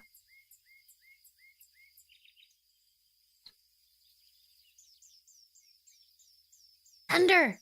Owl Eyes called from behind. Thunder heard fear in his mew and stopped. What's wrong? Owl Eyes was staring back down the slope, his pelt bristling. We're being followed. Thunder stiffened. Is it a kit? I bet it's a kit. Thunder stiffened. Had Clear Sky sent a patrol after them? He dashed past Leaf and Cloud Spots and stopped beside the young gray Tom. Can you see anything? Owl Eyes shook his head. I heard voices. Thunder tasted the air. There were no strange smells, just the sense of the camp drifting through the damp forest. You're imagining it. He began to head back to Lightning Tail. Dude, trust him. A hiss sounded from shadows below. A twig cracked. Who's there? Leaf unsheathed his claws. I'll take a look. Leaf barged past him, ears flat. Growling, the black and white Tom raced for the gully. Thunder watched him go, his ears twitching uneasily. Cloudspot's pelt brushed his. Has Clear Sky come after us? Why would he? Lightning Tail paced around them. He said we would go if we wanted. We could go if we wanted. Cloudspot snorted. But he's Clear Sky, remember? He can't be trusted. Pink Eyes was staring silently into the darkness. The half-blind cat's mouth was open as he tasted the air. Thunder saw his ears twitch. What? Hush! Pink Eyes leaned forward, his pelt bristling. Thunder's belly tightened. Stop him! Pink Eyes glowed sharply. Stop who? Leaf! Pink Eyes raced forward, bounding down the slope. Alarm flashed through Thunder. He sped after the white Tom. A shriek exploded from the shadows ahead. A long, low yowl sounded in reply. Oh my god. Thunder leaped past Pink Eyes as they reached the gully and jumped down into the muddy ditch. He smelled fear scent as he spotted Leaf's black and white fur. The Tom was hissing at a she-cat. Two small shapes huddled at her side. Milkweed! Aww. As Thunder pushed past Leaf, the queen bared her teeth. What are you doing here? Surprise rippled through Thunder's fur. Milkweed crouched in the gully, Thistle and Clover on either side. She eyed Leaf accusingly. We want to come with you, but he told us to go back. Leaf bristled beside Thunder. They can't hunt, and she's sick. Let Clear Sky look after them. How dare you? Milkweed lashed out with a forepaw and sliced her claws over Leaf's muzzle. The Tom hissed, eyes flashing with rage in the darkness. Thunder pushed between them. Milkweed and her kids can come with us if they want to, he growled. They'll make us weak. Leaf's tail whisked over the mud. I want to come with you so I can help. Milkweed snapped. Clear Sky kept promising I could hunt, but he never sent me out with a patrol. Thunder gazed at her sympathetically. Are you strong enough to hunt? Of course I am, Milkweed snapped. Her ribs still showed through her pelt. I've got kids to feed. Their hunger will drive me even harder than my own. She flashed a look at Leaf. He only wanted to fill his own belly. He doesn't belong in a group. Leaf bristled. That's not true. Your loyalty is to yourself, Milkweed hissed. Be quiet, both of you. Thunder looked from one to the other, and then the kits. Thistle was watching with narrowed eyes. Clover was growling, teeth bared. Leaf proved his loyalty when he chose to come with me, he told Milkweed. He turned to Leaf, and Milkweed's right. She has kits to raise, which means she has more to fight than any for than any of us. Leaf shifted his paws. She's been coughing since sunup. And she's skinnier than a leaf bear rabbit, he grunted. I bet she can't even run. Milkweed hopped out of the gully and leaned back to grab Thistle by his scruff. He mewed indignantly as she hauled him out. Clover scrambled up by herself. We'll be able to hunt soon, she hissed at Leaf. One day you'll be old and stiff and grateful for the food we bring you. Thunder felt a flash of pride in the feisty young kid. Come on. He jumped up the slope and beckoned to the kits with his tail. We need to find somewhere to sleep. Leaf pulled himself out of the gully and stalked up the slope. Should have just carried on walking, he grumbled as he passed Pink Eyes. The White Tom ignored him, his gaze on the kits. Hurry up, Thistle. He whisked his tail encouragingly. Thistle galloped towards him, Clover at his heels. Aw, he has his own little pack now. So cute. Have you ever watched Minha, by the way? One of the characters' backstory reminds me of Todoroki's. I have. I haven't finished it. I don't think I watched it. I read it. I read it for quite a while, and then I stopped. I stopped when All Might Actually, I shouldn't. I don't know how far you are, or if you finished. I won't spoil anything if anyone's reading it or wants to read it.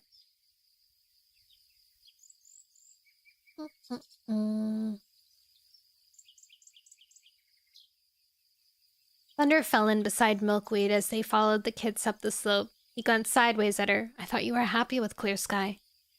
I'm grateful she took us in. He took us in, she answered, but I never liked depending on other cats to feed my kids. I want to hunt. You will, Thunder promised. He fluffed his fur against the chill. Finding enough prey to last through Leaf Bear was going to be their biggest challenge, but first they had to find somewhere to make camp. They caught up with Owl Eyes, Cloud Spots, and Lightning Tail. Leaf was already heading past the sycamore while the kit scampered after Pink Eyes. Lightning Tail blinked in surprise at Milkweed as she padded past him wordlessly, following her kits. Thunder caught his friend's eyes. I thought I was going to be spending the night alone in the forest. Tough, Lightning Tail purred. You're stuck with us. Aww. Thunder felt a surge of affection for his friend. He'd been relieved when the Black Tom had stepped forward and offered to go with him. He fell in beside him now, and together they headed up the slope. As the night deepened, the air grew colder. My paws ache, Owl Eyes muttered as they began to climb yet another slope. Above, the clouds had cleared to reveal a star-speckled sky, and Thunder could feel frost settling over the wood. He'd lost track of how far they'd come. This part of the forest was unfamiliar. Small, bare clearings followed by woodland brambled so thickly that it was hard to find a trail through. Where could they rest? Clearings were too exposed, the brambles too sharp to burrow beneath. Thunder! Clear Sky... Leaf's call sounded from ahead. As a dyslexic person, this book reading stream sounds like a nightmare. I am partially dyslexic. I think it depends on what kind of dyslexic it is. You can hear me sometimes fumble around when I'm reading. That is me messing up the order of things. Actually, you guys don't know this, but sometimes the sentences are completely different. I just start reading it one way and then I finish it by almost like putting together new words to make the sentence mean the same thing. But you guys will never know.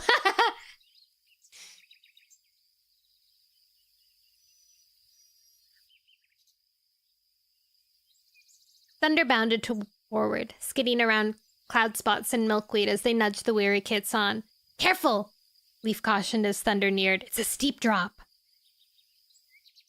Thunder scrambled to a halt, sending a shower of grit spraying ahead of him. He heard it rattle over stone and land far below.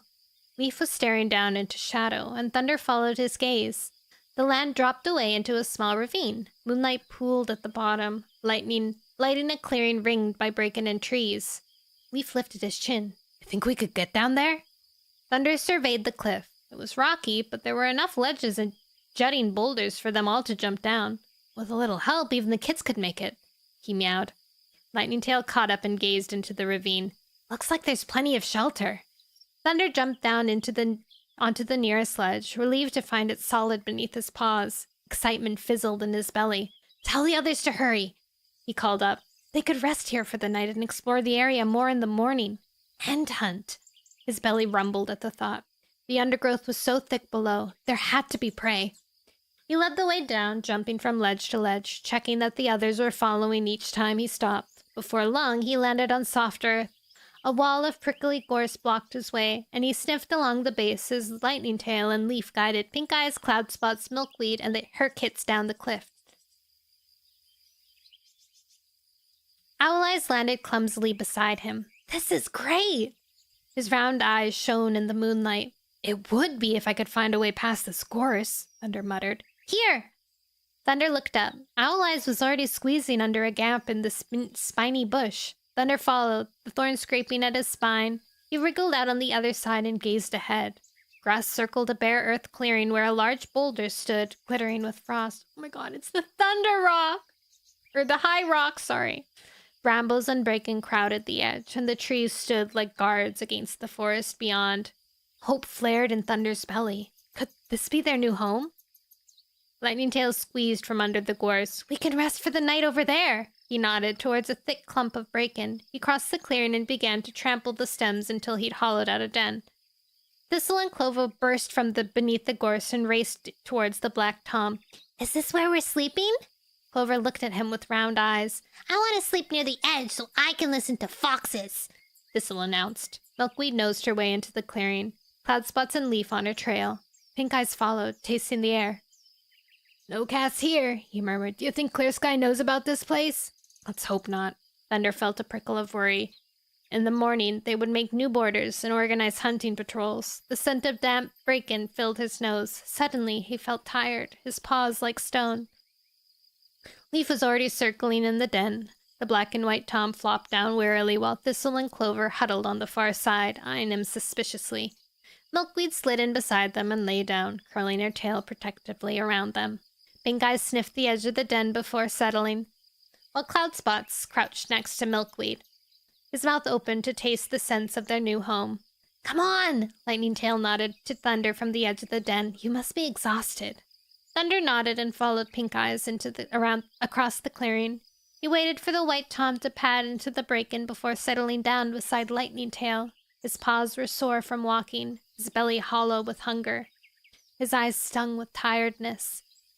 Should one of us sit guard? Lightning Tail asked. I can do it, Owl Eyes offered. I can sit on the cliff top and look out for intruders. Leaf's nose was twitching. Perhaps we should hunt before we sleep. Thunder looked around at the cats huddled together in the shelter of the bracken. No cat is hunting or guarding, he told them. There's no scent of fox or other cats. We can sleep safely until morning, and then we can hunt. Murmurs of agreement stirred around him in the darkness. One by one, his campmates closed their eyes. Thunder gazed across the clearing, grateful they'd found shelter for the night. Beside him, Lightning Tail's breath softened into sleep. Thistle and Clover stopped fidgeting beside Milkweed. Leaf's eyes closed, and Cloud Spots began to snore gently. These were his cats now. Anxiety jabbed into his belly. How can I protect them all? He's got a good beefy camp camp. Cats. Blossom should have joined though because they need some babies. They need more babies. Thunder gazed at the tall oak, squinting against the sunshine spearing through its branches. He could see a wide gap far up the trunk. Howl hole? He climbed over the roots, satisfied when he saw a pellet of bones of fur lying among them. An owl definitely lived there. Prey must be rich in this part of the forest. He padded across the shaded stretch of ground and headed down the slope beyond. It felt good to be hunting alone, away from the responsibilities of the camp. If we hunt together, then we will be less tempted to keep our catch to ourselves.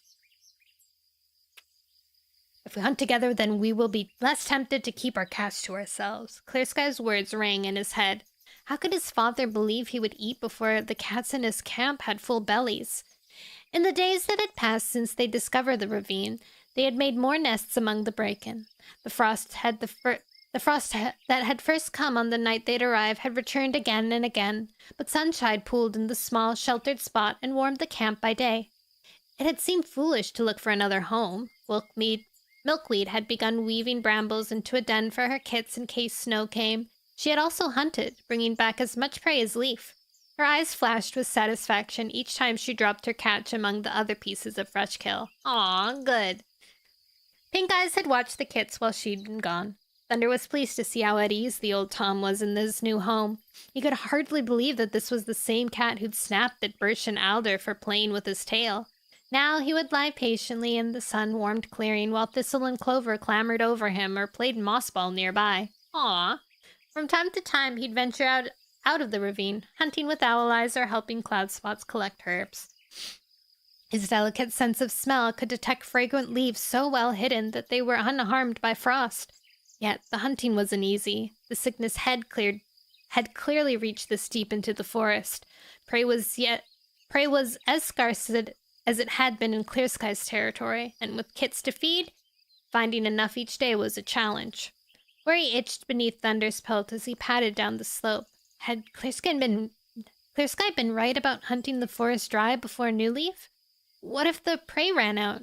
He pricked his ears. Water chattered ahead.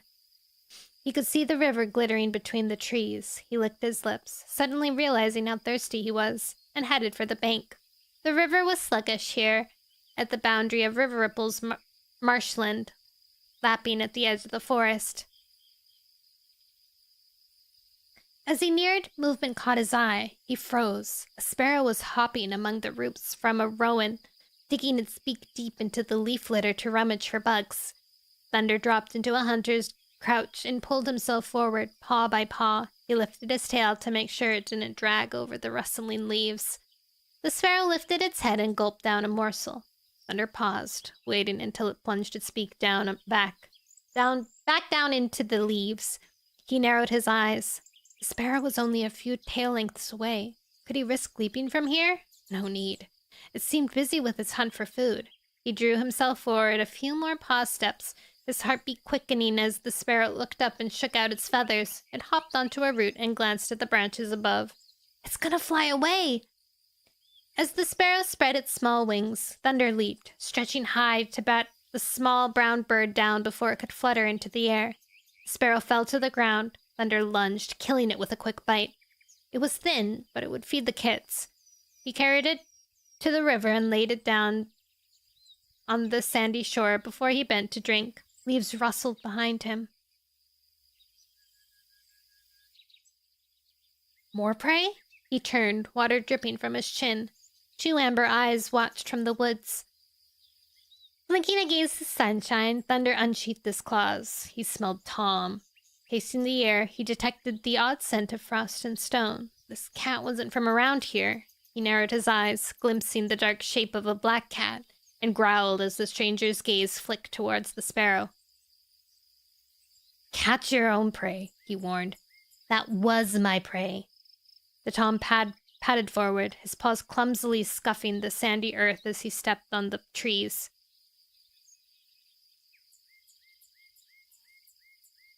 Thunder's pelt prickled. What do you mean? I was stalking it when you caught it. Unease flashed through Thunder. He hadn't realized he was being watched. He needed to be more careful on this new territory. But the Tom did not seem angry. Thunder suddenly saw how his pelt hung off his skinny frame and how his shoulders jutted like twigs beneath his fur. He recognized the look of hunger hollowing the cat's eyes and glanced guiltily at the sparrow. I didn't realize. Should he give up his catch? What about Thistle and Clover? They were hungry too. Where are you from? Thunder tipped his head. Was this cat from the two-leg pace? We came from far away. The Tom stared boldly now at the sparrow as it lay on the bank, hope sparkling in his dull gaze. We? Thunder scanned the forest edging the river, shifting his paws uneasily. Were there more cats watching him? We came from the mountains. The Tom went on. Interest sparked in Thunder's belly. When he was a kid, Greywing had told him stories of the journey he and some of the others had made from the mountains. From what Thunder could remember, it had been a long, dangerous trek. No wonder this cat looked so worn out. How many of you are there? He asked. I'll show you. The Tom headed back into the shadow of the trees. Thunder hesitated. Was this a trap? He could see the Tom's pelt moving like a shadow between the trunks. No. They could have attacked him on the bank and taken his catch. He picked up the sparrow and followed. Beneath the trees once more, it took a moment for his eyes to readjust to the gloom. He halted and scanned the forest. The black Tom was climbing over a fallen trunk, headed for the glade near the owl's tree. Thunder hurried after him, leaping the trunk and weaving his way past the stumps of shriveled ferns. We're getting areas in this part of the forest that match with ThunderClan's territory, like the owl tree, the high rock. The Tom was already climbing to the far side of the glade. He stopped beside a long dead beech tree. A splint in the trunk showed a hollow inside. The Tom whispered something into the shadows. As Thunder approached, he saw two blue eyes blinking in the darkness and smelled the scent of a she-cat. She carried the same ting of frost and stone as her companion. Who's this? The she-cat glared from her nest in the hollowed trunk. The Tom dipped his head. I don't know. I found him drinking by the river. Does he know them? Has he seen where they... The she-cat began to cough, her frail body shuddering with each desperate hack. The Tom leaned down and began to lap her flank, trying to soothe her. Thunder smelled the stench of infection and crept closer. The she-cat's gray speckled pelt was matted, her bones showing even sharper through her fur than the Tom's. She crouched, trembling as her cough eased, and Thunder saw a blackened wound on top of her hind leg. He dropped the sparrow. You're injured. It's nothing. I know a cat who could give you herbs to heal it. Thunder offered. Should he get cloud spots? It will heal by itself, the she-cat muttered. Thunder nosed the sparrow towards her. Perhaps a little food will give you the strength to recover more quickly. The she-cat was old, far older than her traveling companion. White specks of fur showed around her muzzle. She blinked at him in disbelief. You'd give me your prey? It was your friend's prey, really, Thunder told her. He spotted it first. The black Tom blinked at him gratefully. Eat it, Quiet Rain. He pawed the sparrow closer to the she-cat. Quiet Rain. Isn't that Greywing's mom? This is the first kindness we've met since our journey began, Quiet Rain murmured. Thunder dropped his head. Prey has been scarce since the sickness. What sickness? Quiet Rain lifted her head sharply, anxiety showing in her blue gaze. It has passed now, Thunder reassured her, but it killed much of our prey before Leaf Bear. Quiet Rain glanced at her companion. Sun Shadow and I thought we were coming to a land of plenty, she mewed bitterly. It will be once New Leaf has brought the woods and more back to life. Thunder promised. Sun Shadow gazed at the sparrow hungrily. How long will it be until New Leaf? Thunder felt a jab of pity for the skinny Tom. Then curiosity rippled through his pelt. She called him Sun Shadow. Didn't Tall Shadow once have a brother called Moon Shadow? He died on the journey from the mountains. Could this be another littermate? He did not die on the journey. He died in the fire. No? Or maybe this was a different one? Maybe two of them died. Quiet Rain ripped a mouthful of flesh from the sparrow.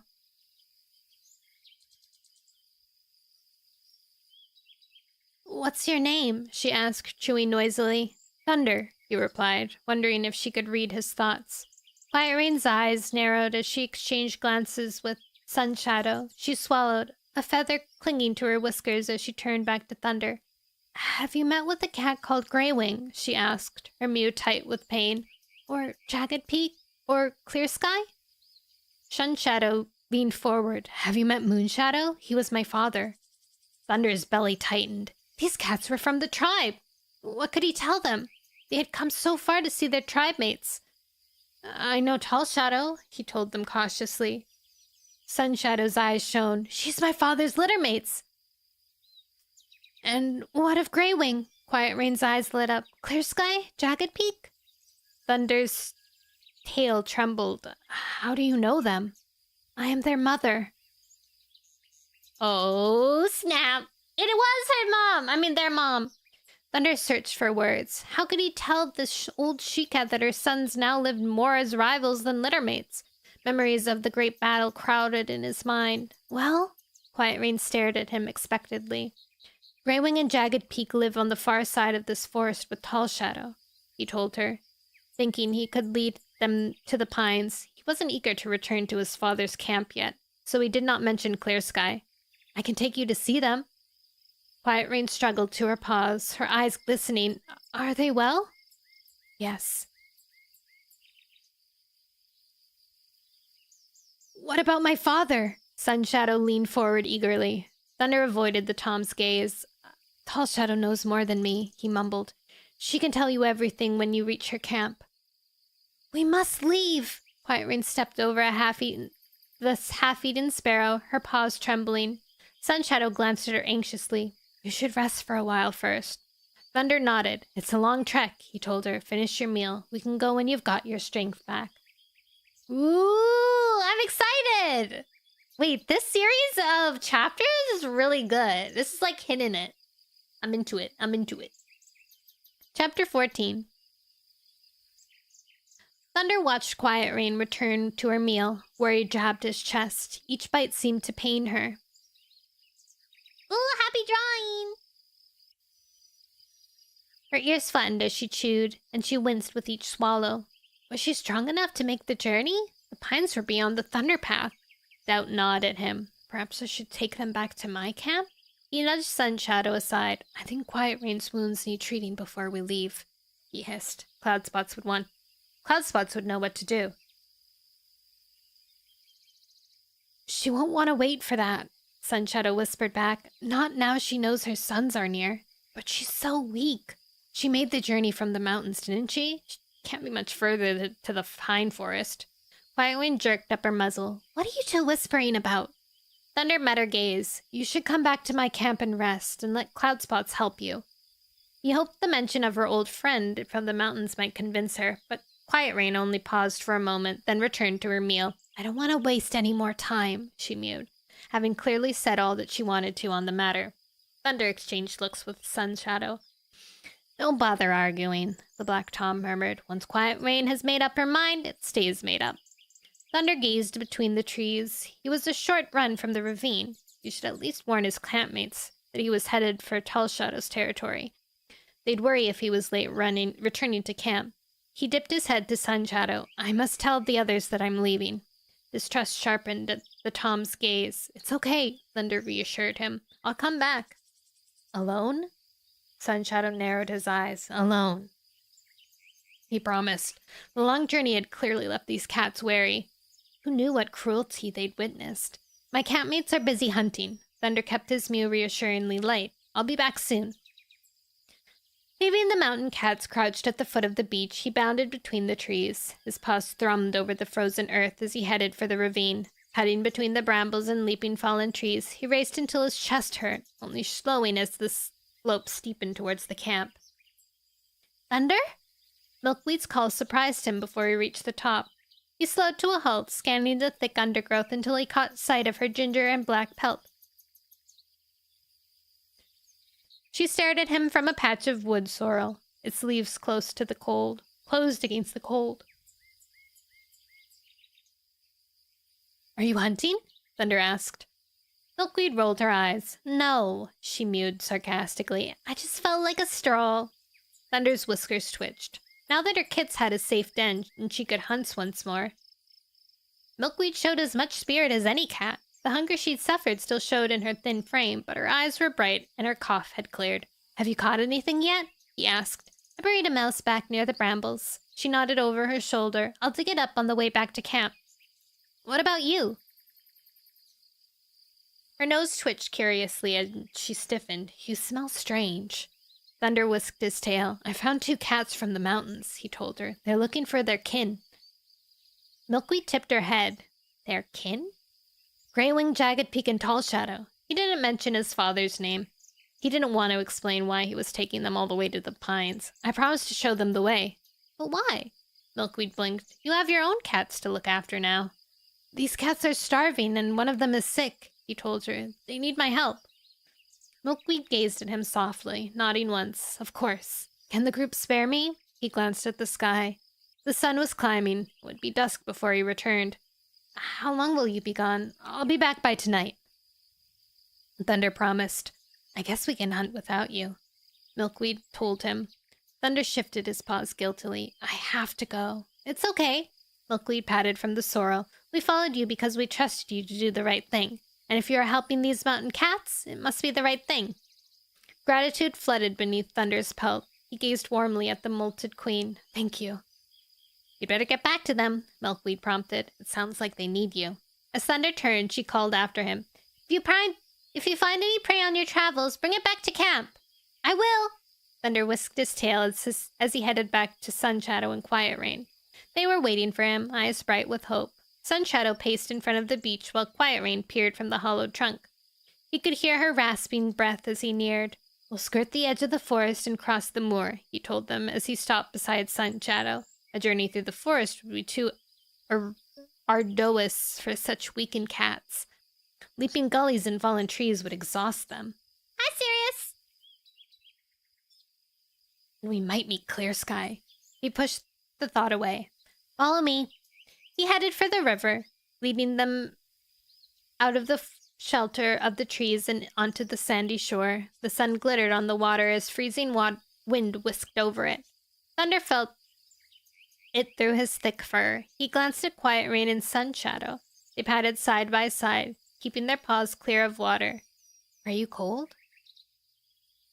He asked. Quiet Rain caught his eye. Cold? In this wind? She snorted. We come from the mountains, remember? Of course. Thunder's whiskers twitched. Quiet Rain might walk with a limp and need to stop to cough every now and then, but there was nothing wrong with her tongue. They walked in silence as the sun crossed the sky, the sand turning to pebbles beneath Thunder's paws. He tensed when he caught the scent of Clear Sky's markers, tainting the breeze. They were passing his father's territory. He glanced nervously into the forest, searching for movement among the trees. A blackbird chittered in the branches, but there was no sign of a patrol. Thunder was suddenly thankful Clear Sky had kept his cats confined to camp. He quickened his pace. He could see where the forest ended and the river bent towards the gorge. They could leave the shore and forest behind and head straight onto the moor. Sirius, hello! Silly goose. Hello? Hello? Hello? Not so fast. Quiet Rain. Oh, not so fast. Quiet Rain croaked. He glanced back, realizing that the mountain cats were falling behind. He hurried back and took a spot beside Quiet Rain, shielding her from the forest, while Sun's shadows flanked her other side. The sooner they were past Clear Sky's land, the better. Tell me about the mountains, he mewed softly, one ear twisted towards the woods. You must know of it already if you know Greywing and Tall Shadow, Quiet Rain answered. Surely they've told you stories of their home. They've told stories, Quiet Thunder agreed. But I don't know how much is real and how much imagined. What did they tell you? Quiet Rain asked.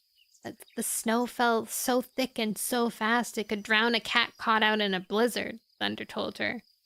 That much is true. Quiet Rain flicked her thin tail. Did they tell you about the eagles that can carry off a full-grown tom? And the drop so sheer, the valley so deep, that if a stone fell, you would not hear it land? What did you hunt? Thunder knew that hunger had driven Greywing and the others to the moor. Are there mice and voles in the mountains? Sunshadow purred. There are mice everywhere, and in the warm seasons, we can hunt the lower slopes for rabbits and small birds. What do you hunt when the snow comes? Thunder asked, wondering how these cats could ever survive the rocky crags. Whatever we can. Shadow told him, sometimes we find the carcass of a deer left by a sharp-tooth. A sharp-tooth? Thunder's pelt lifted along his spine. They're giant cats, Sunshadow told him. They are rare, but far more deadly than eagles. Why do you stay there? Thunder asked. Sunshadow shrugged. It's our home. Thunder didn't understand, but it sounds so cold and prey-poor. Stoneteller found it, Sunshadow explained.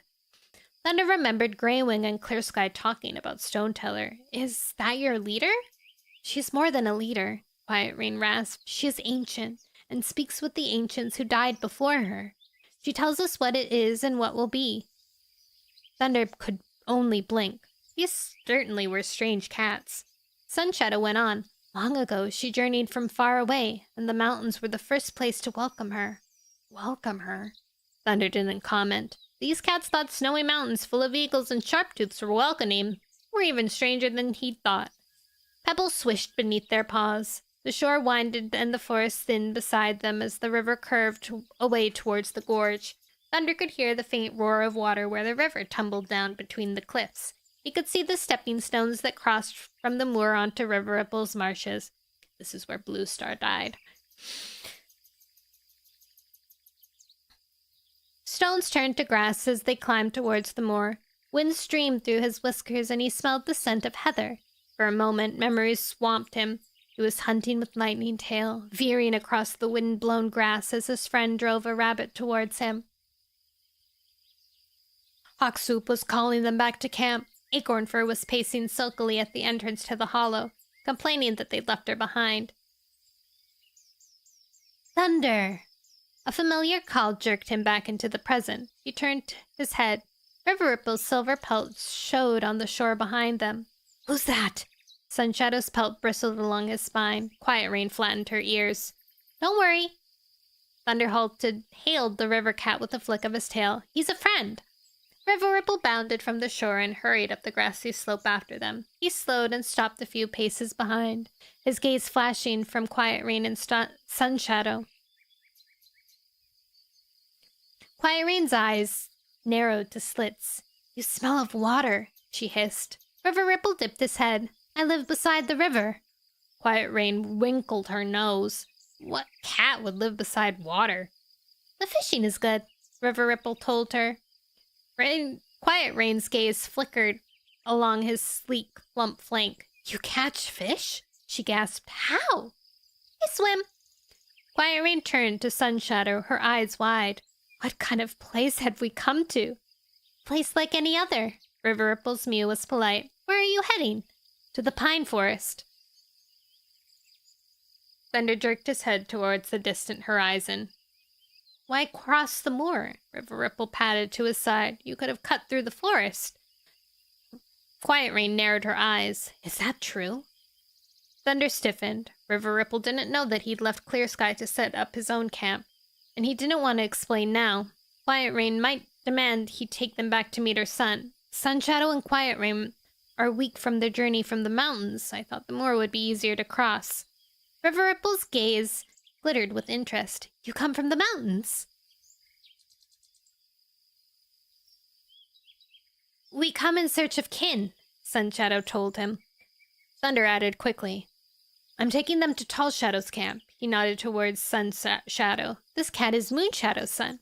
River Ripple dipped his head. Moonshadow was a fine cat. Sunshadow stiffened. He was? River Ripple caught Thunder's eye. You haven't told him. Thunder lifted his chin, looking solemnly at the Black Tom. Moonshadow was killed. He died bravely saving his friends from a fire. Sunshadow swayed on his paws. My father! Quiet Rain ducked in beside him, pressing her thin shoulder to his. We always knew they were taking a risk. We always knew they were taking a risk when they left the mountains. But I wanted a chance to know him. Sunshadow's mew was thick with grief. Thunder stared at the ground, his pelt hot. I should have told you before. I'm sorry. Quiet Rain's mew hardened. What about the others? Thunder tried to drag his gaze from the grass, his heart pounding. What can I tell them? So many were dead.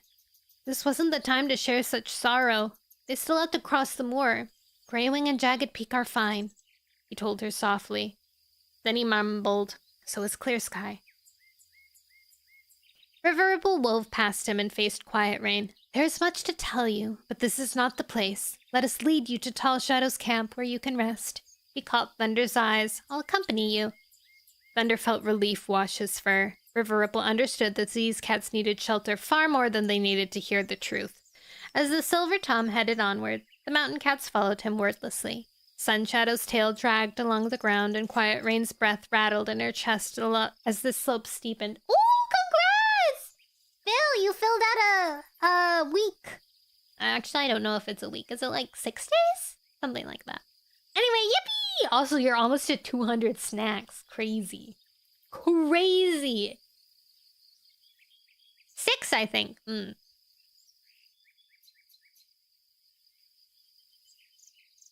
Where was I? Where was I?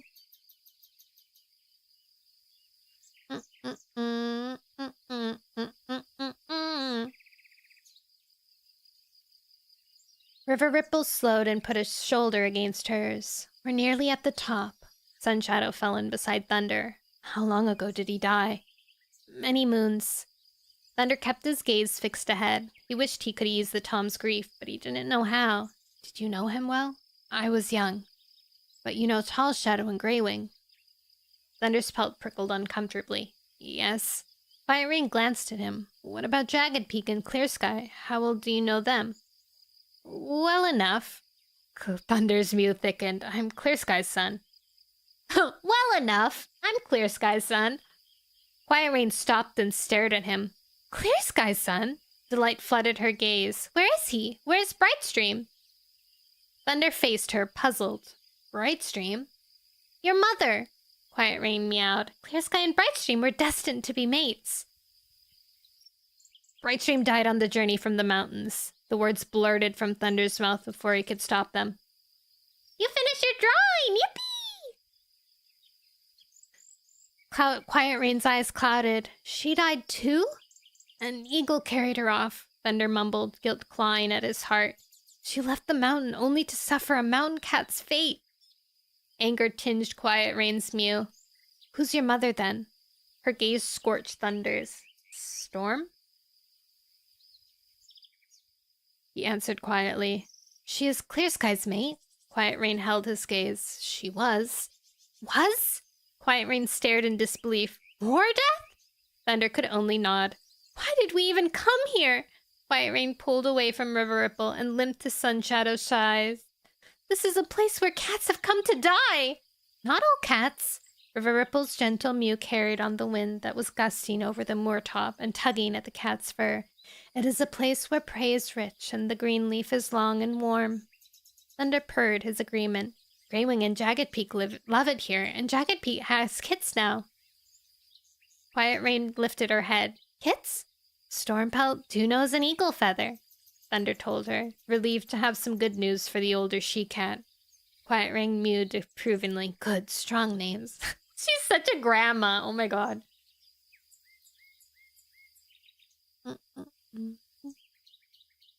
Hawkswoop had kits too. River Ripple nudged her gently onward. Let me tell you about them.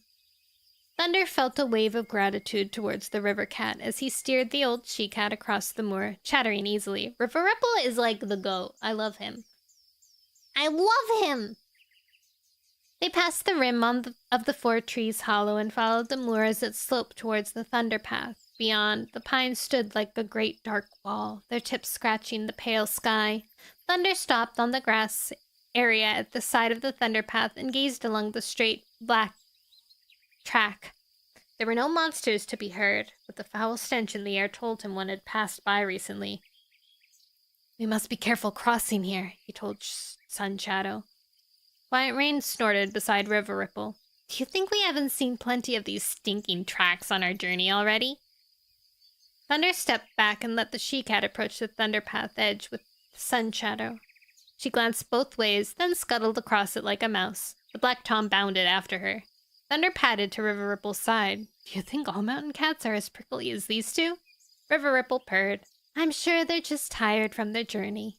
He glanced along the Thunder Path, then darted across. Thunder chased his tail, pleased that there were no monsters. Sun Shadow and Quiet Rain were waiting beside the pines, staring at the shadows beyond. Which way? Sun Shadow asked. I'm not sure. Thunder glanced hopefully at River Ripple. Have you been here before? River Ripple shook his head. Slatesville visited. She told me Tall Shadow made her camp deep in the pine forest. Thunder looked at the brambles crowding between straight dark trunks. That might be hard to find. River Ripple padded into the shadows. We won't fail, he promised. You must know their scents, Quiet Rain sniffed. Smell them out. In the mountains, a kid can track a mouse in the snow. Tracking scents in a pine forest might be harder than tracking scents in snow, Thunder warned. The tang of pine sap swirled around them. He opened his mouth, searching for the familiar taste of his old campmates. Please let us find the camp soon. Quiet Rain's eyes were dull with exhaustion, and her limping stride was getting worse. She needed rest.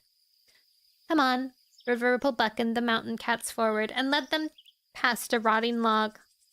Felt prickling with unease, Thunder headed into the forest. What would Tall Shadow say when she saw her old friends from the mountains? And how would she break the news of the rift between Quiet Rain's sons and the death of so many of her tribe mates? Dang. Okay, I wanna see the reaction. I'm gonna read one more chapter for today, and then we will head off.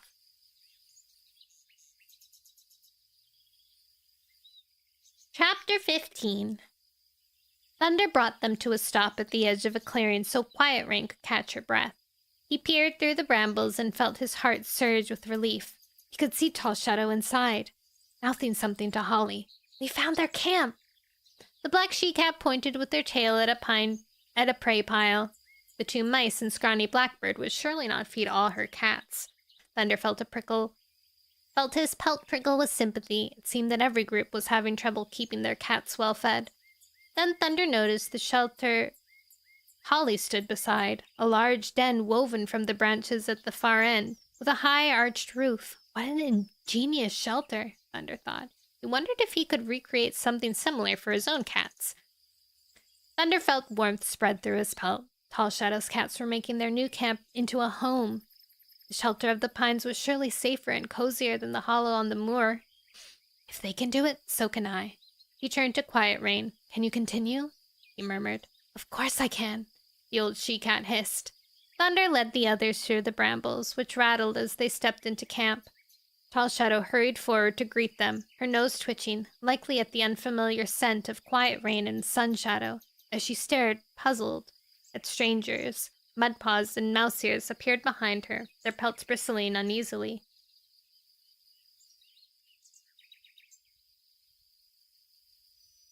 Holly drew up alongside her leader. Who is this? She asked. Before Thunder could answer, Quiet Rain stepped forward and met Tall Shadow's gaze. Her speckled pelt might have clung to her bones, but she stood tall and proud. Tall Shadow seemed to sense her authority, her eyes narrowing nervously as Quiet Rain gave her gaze that was almost familiar. Then Tall Shadow's eyes widened. Don't you know me? Quiet Rain's mew was thick with emotion. Tall Shadow leaned forward and sniffed, her pelt seeming to bristle with excitement. Quiet Rain? Oh, Quiet Rain? Is that you? Holly shifted beside her. You know this cat? Quiet Rain purred, her chest crackling. She knows me well. She lifted her muzzle as Tall Shadow bounded forward and wove around her. Thunder felt relief tingling in his skin as her gaze flickered to the second cat.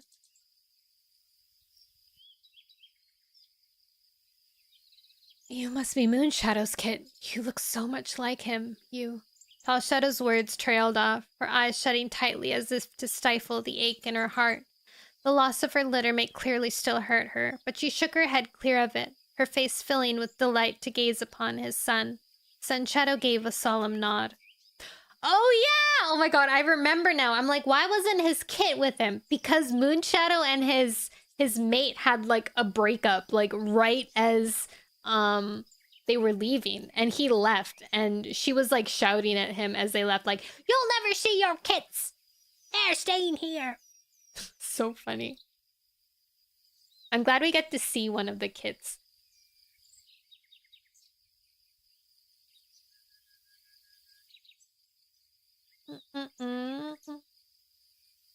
Sunshadow gave a solemn nod. Thunder saw Tall Shadow freeze.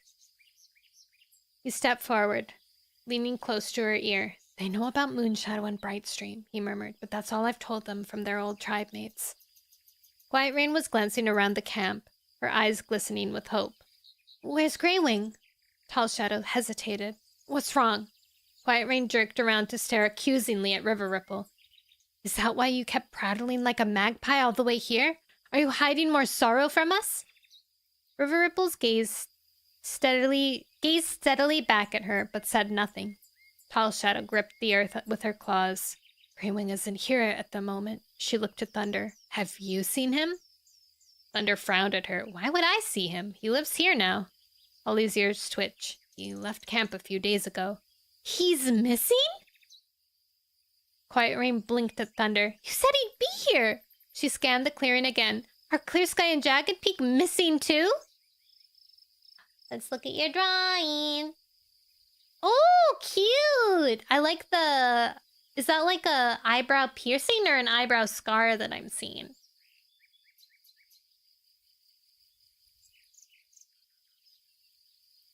Sunshadow's spine stood on end. "What else are you hiding from us?"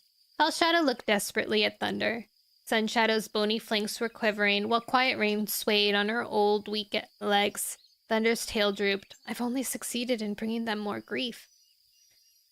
Paws pattered towards them. "I smell infection." Pebbleheart was hurrying across the clearing.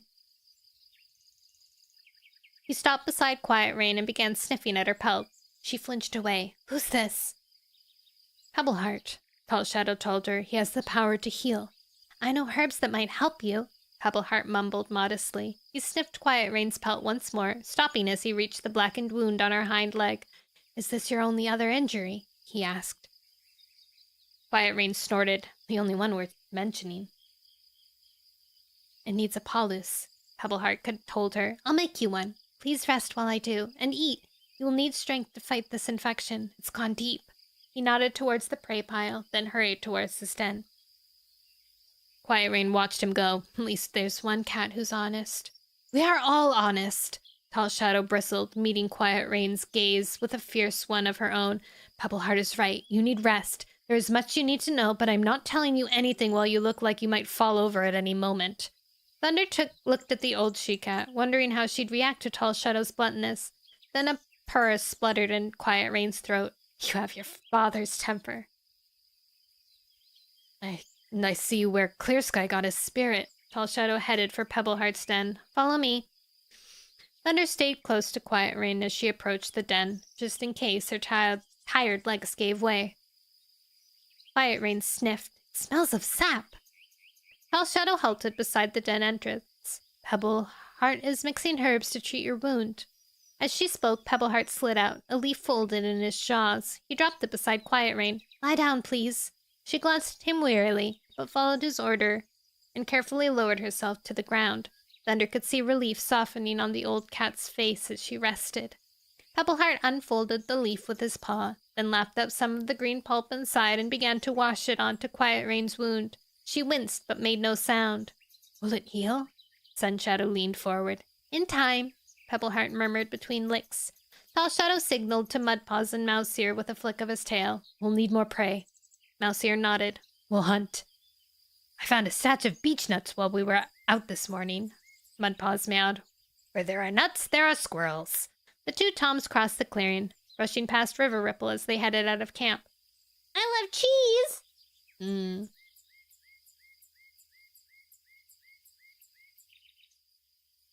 Shadow stepped away from Quiet Rain and Pebbleheart, coming to a stop at Thunder's side. Thank you for bringing them here. Thunder shrugged. She wanted to see you and Greywing. Tall Shadow's whiskers twitched with worry. If you see any sign of Greywing, please tell him to come home. I will. Thunder dipped his head. At the edge of his vision, he saw River Ripple shifting his paws impatiently. I must get back to the island. The others will wonder where I am. Tall Shadow's green eyes brightened with hope. Did you accept Dapplepelt and Chatterdice into your group? Of course. The Silver Tom purred. They were welcome and have settled in well. Night and Dew have been teaching Dapplepelt to swim. Thunder shuddered at the thought. She caught her first fish yesterday. She might have been born in the mountains, but she moves like an otter in the water.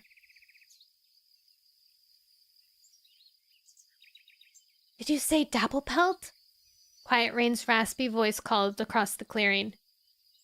She and Chatterdice live with River Ripple now, Tall Shadow called back. Mountain cats living beside the water. Quiet Rain blinked as Pebbleheart worked on her wound. Don't forget, we were raised behind a waterfall. Thunder saw Tall Shadow's eyes glaze over it at the distant memory. Perhaps Dapplepelt missed the sound of it lulling her to sleep. Thunder's heart suddenly felt heavy. So many cats had made so many choices, from long before the time he was born. Each time they did, it brought changes to the cats, not to the groups, to the camps. It brought changes to the cats, to the groups, to the camps. Huge changes. New lines of territory and occasional death. Not all the choices had been good ones. Would Quiet Rain be able to understand all the quarrels the cats had had? How would she feel, seeing the grave beside the 4 trees? The grave where so many of her tribe mates now lay. River Ripple turned. I must go. So must I. Thunder glanced at Tall Shadow. Can you take care of them? Do you have enough prey?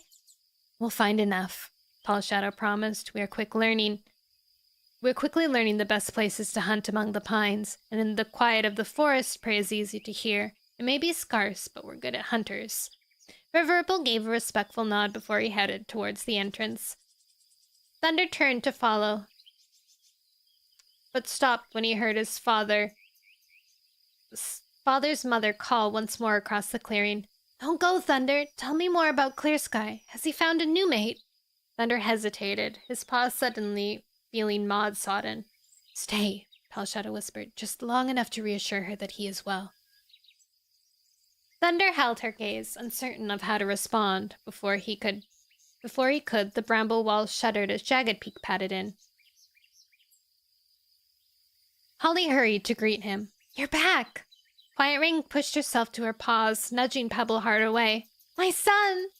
Jagged Peak paused, his eyes wide. Quiet Rain? Joy lit up his gaze as he hurried to greet her. Quiet Rain's gaze flickered instantly to his injured hind leg, which dragged behind him. What happened? She gasped. An old injury. Jagged Peak halted. I fell from a tree. It's not important. Quiet Rain stared at him, disappointment clouding her gaze. You're lame. Ma'am, that is not how you talk to your son.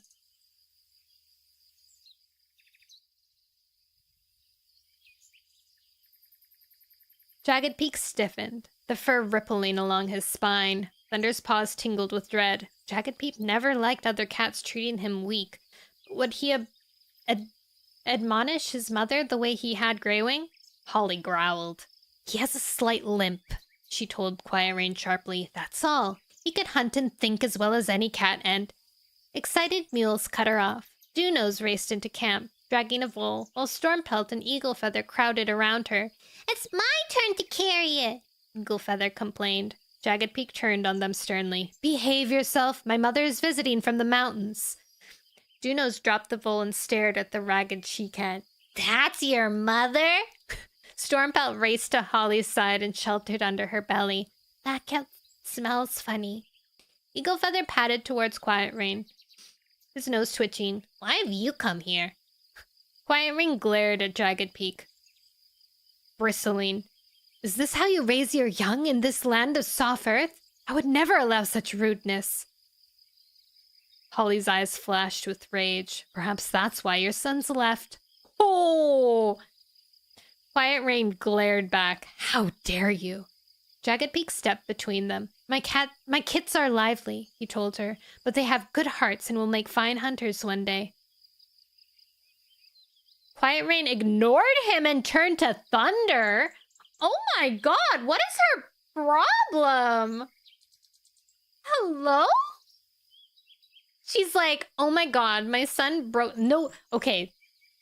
She is so much like Clear Sky, actually. Dismissing him instantly? Oh my god. Quiet Rain ignored him and turned to Thunder. I wish to see my other sons, she meowed. Where's Clear Sky? Thunder dropped his gaze. He's in the forest. Quiet Rain's eyes widened. We found you in the forest. Why did you bring us all the way here? I will take you to him when you're stronger, he mumbled. Quiet Rain jerked her gaze to Tall Shadow. And what about Greywing? I told you, Tall Shadow meowed irritably. We haven't seen him for days. If Greywing is missing, Quiet Rain growled, you must find him. I came here to see my kin.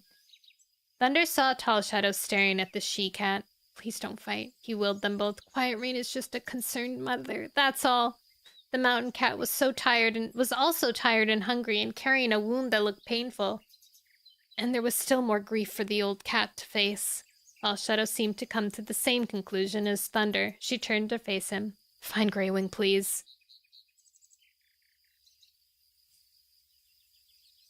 Thunder can't do that. He has a clan to lead.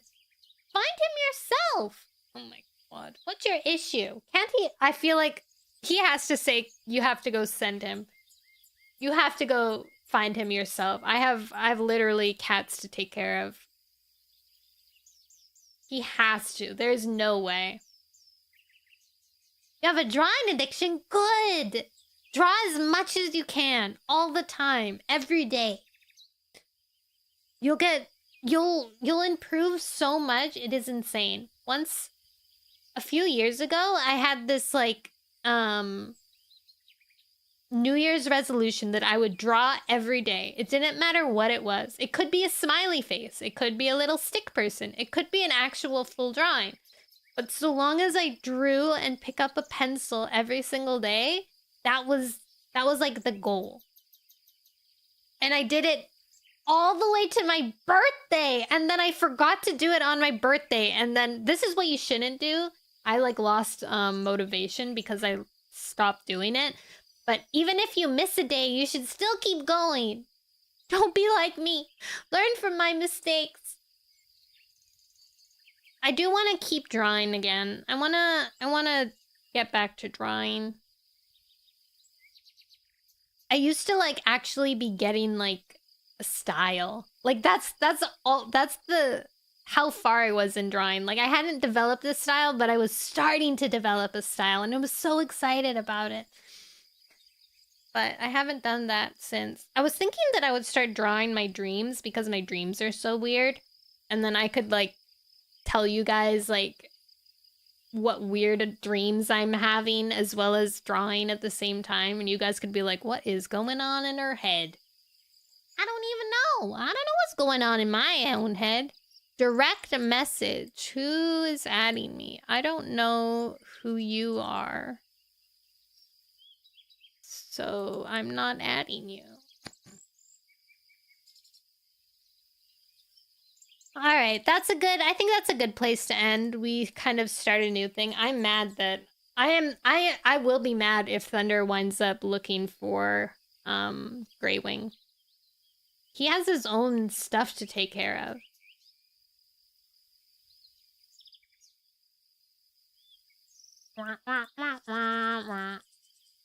Quiet Rain will definitely end up staying with Clear Sky, though. There's no doubt about it. She is too much like her, too much like Clear Sky.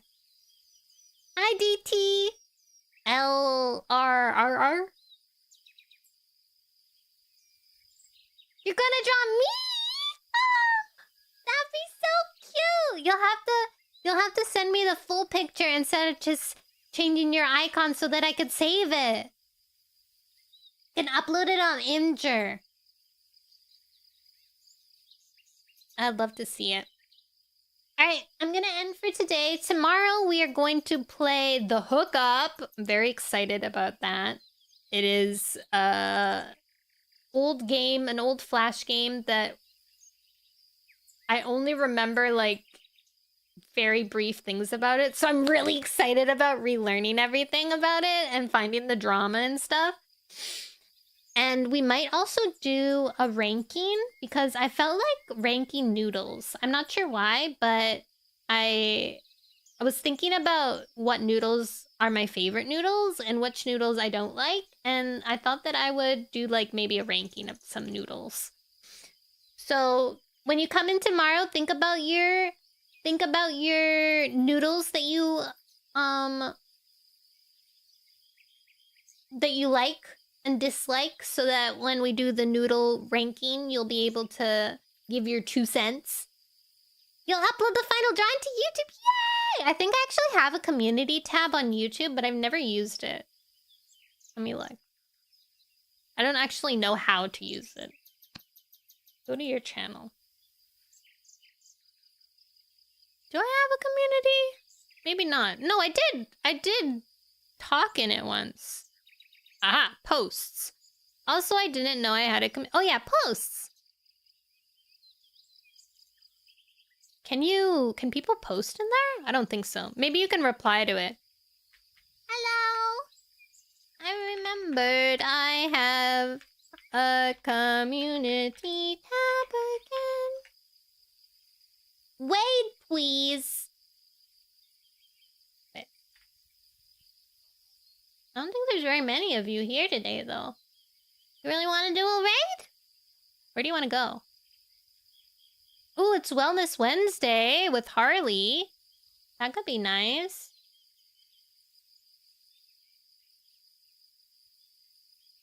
Meow, meow, meow, meow.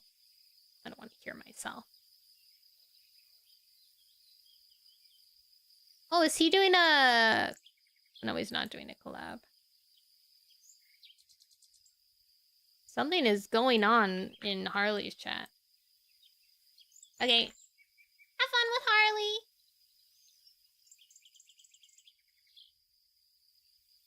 Bye-bye, guys. We'll see you tomorrow. Bye. Have a great rest of your day. Don't raid yet, please. Oh, no, we're already going. They're already going. Silver lining. It's already too far. You have something to say. Quick, say it. Say it now. Uh-oh, they might be ending stream. That's okay. Oh, well. 6? 7? Do I like 6 or 7? I like 7.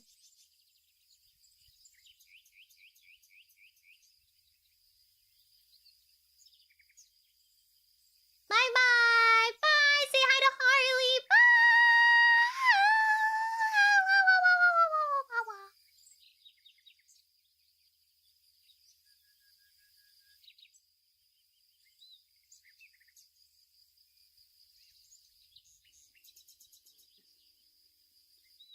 Welcome in, Nono. Welcome.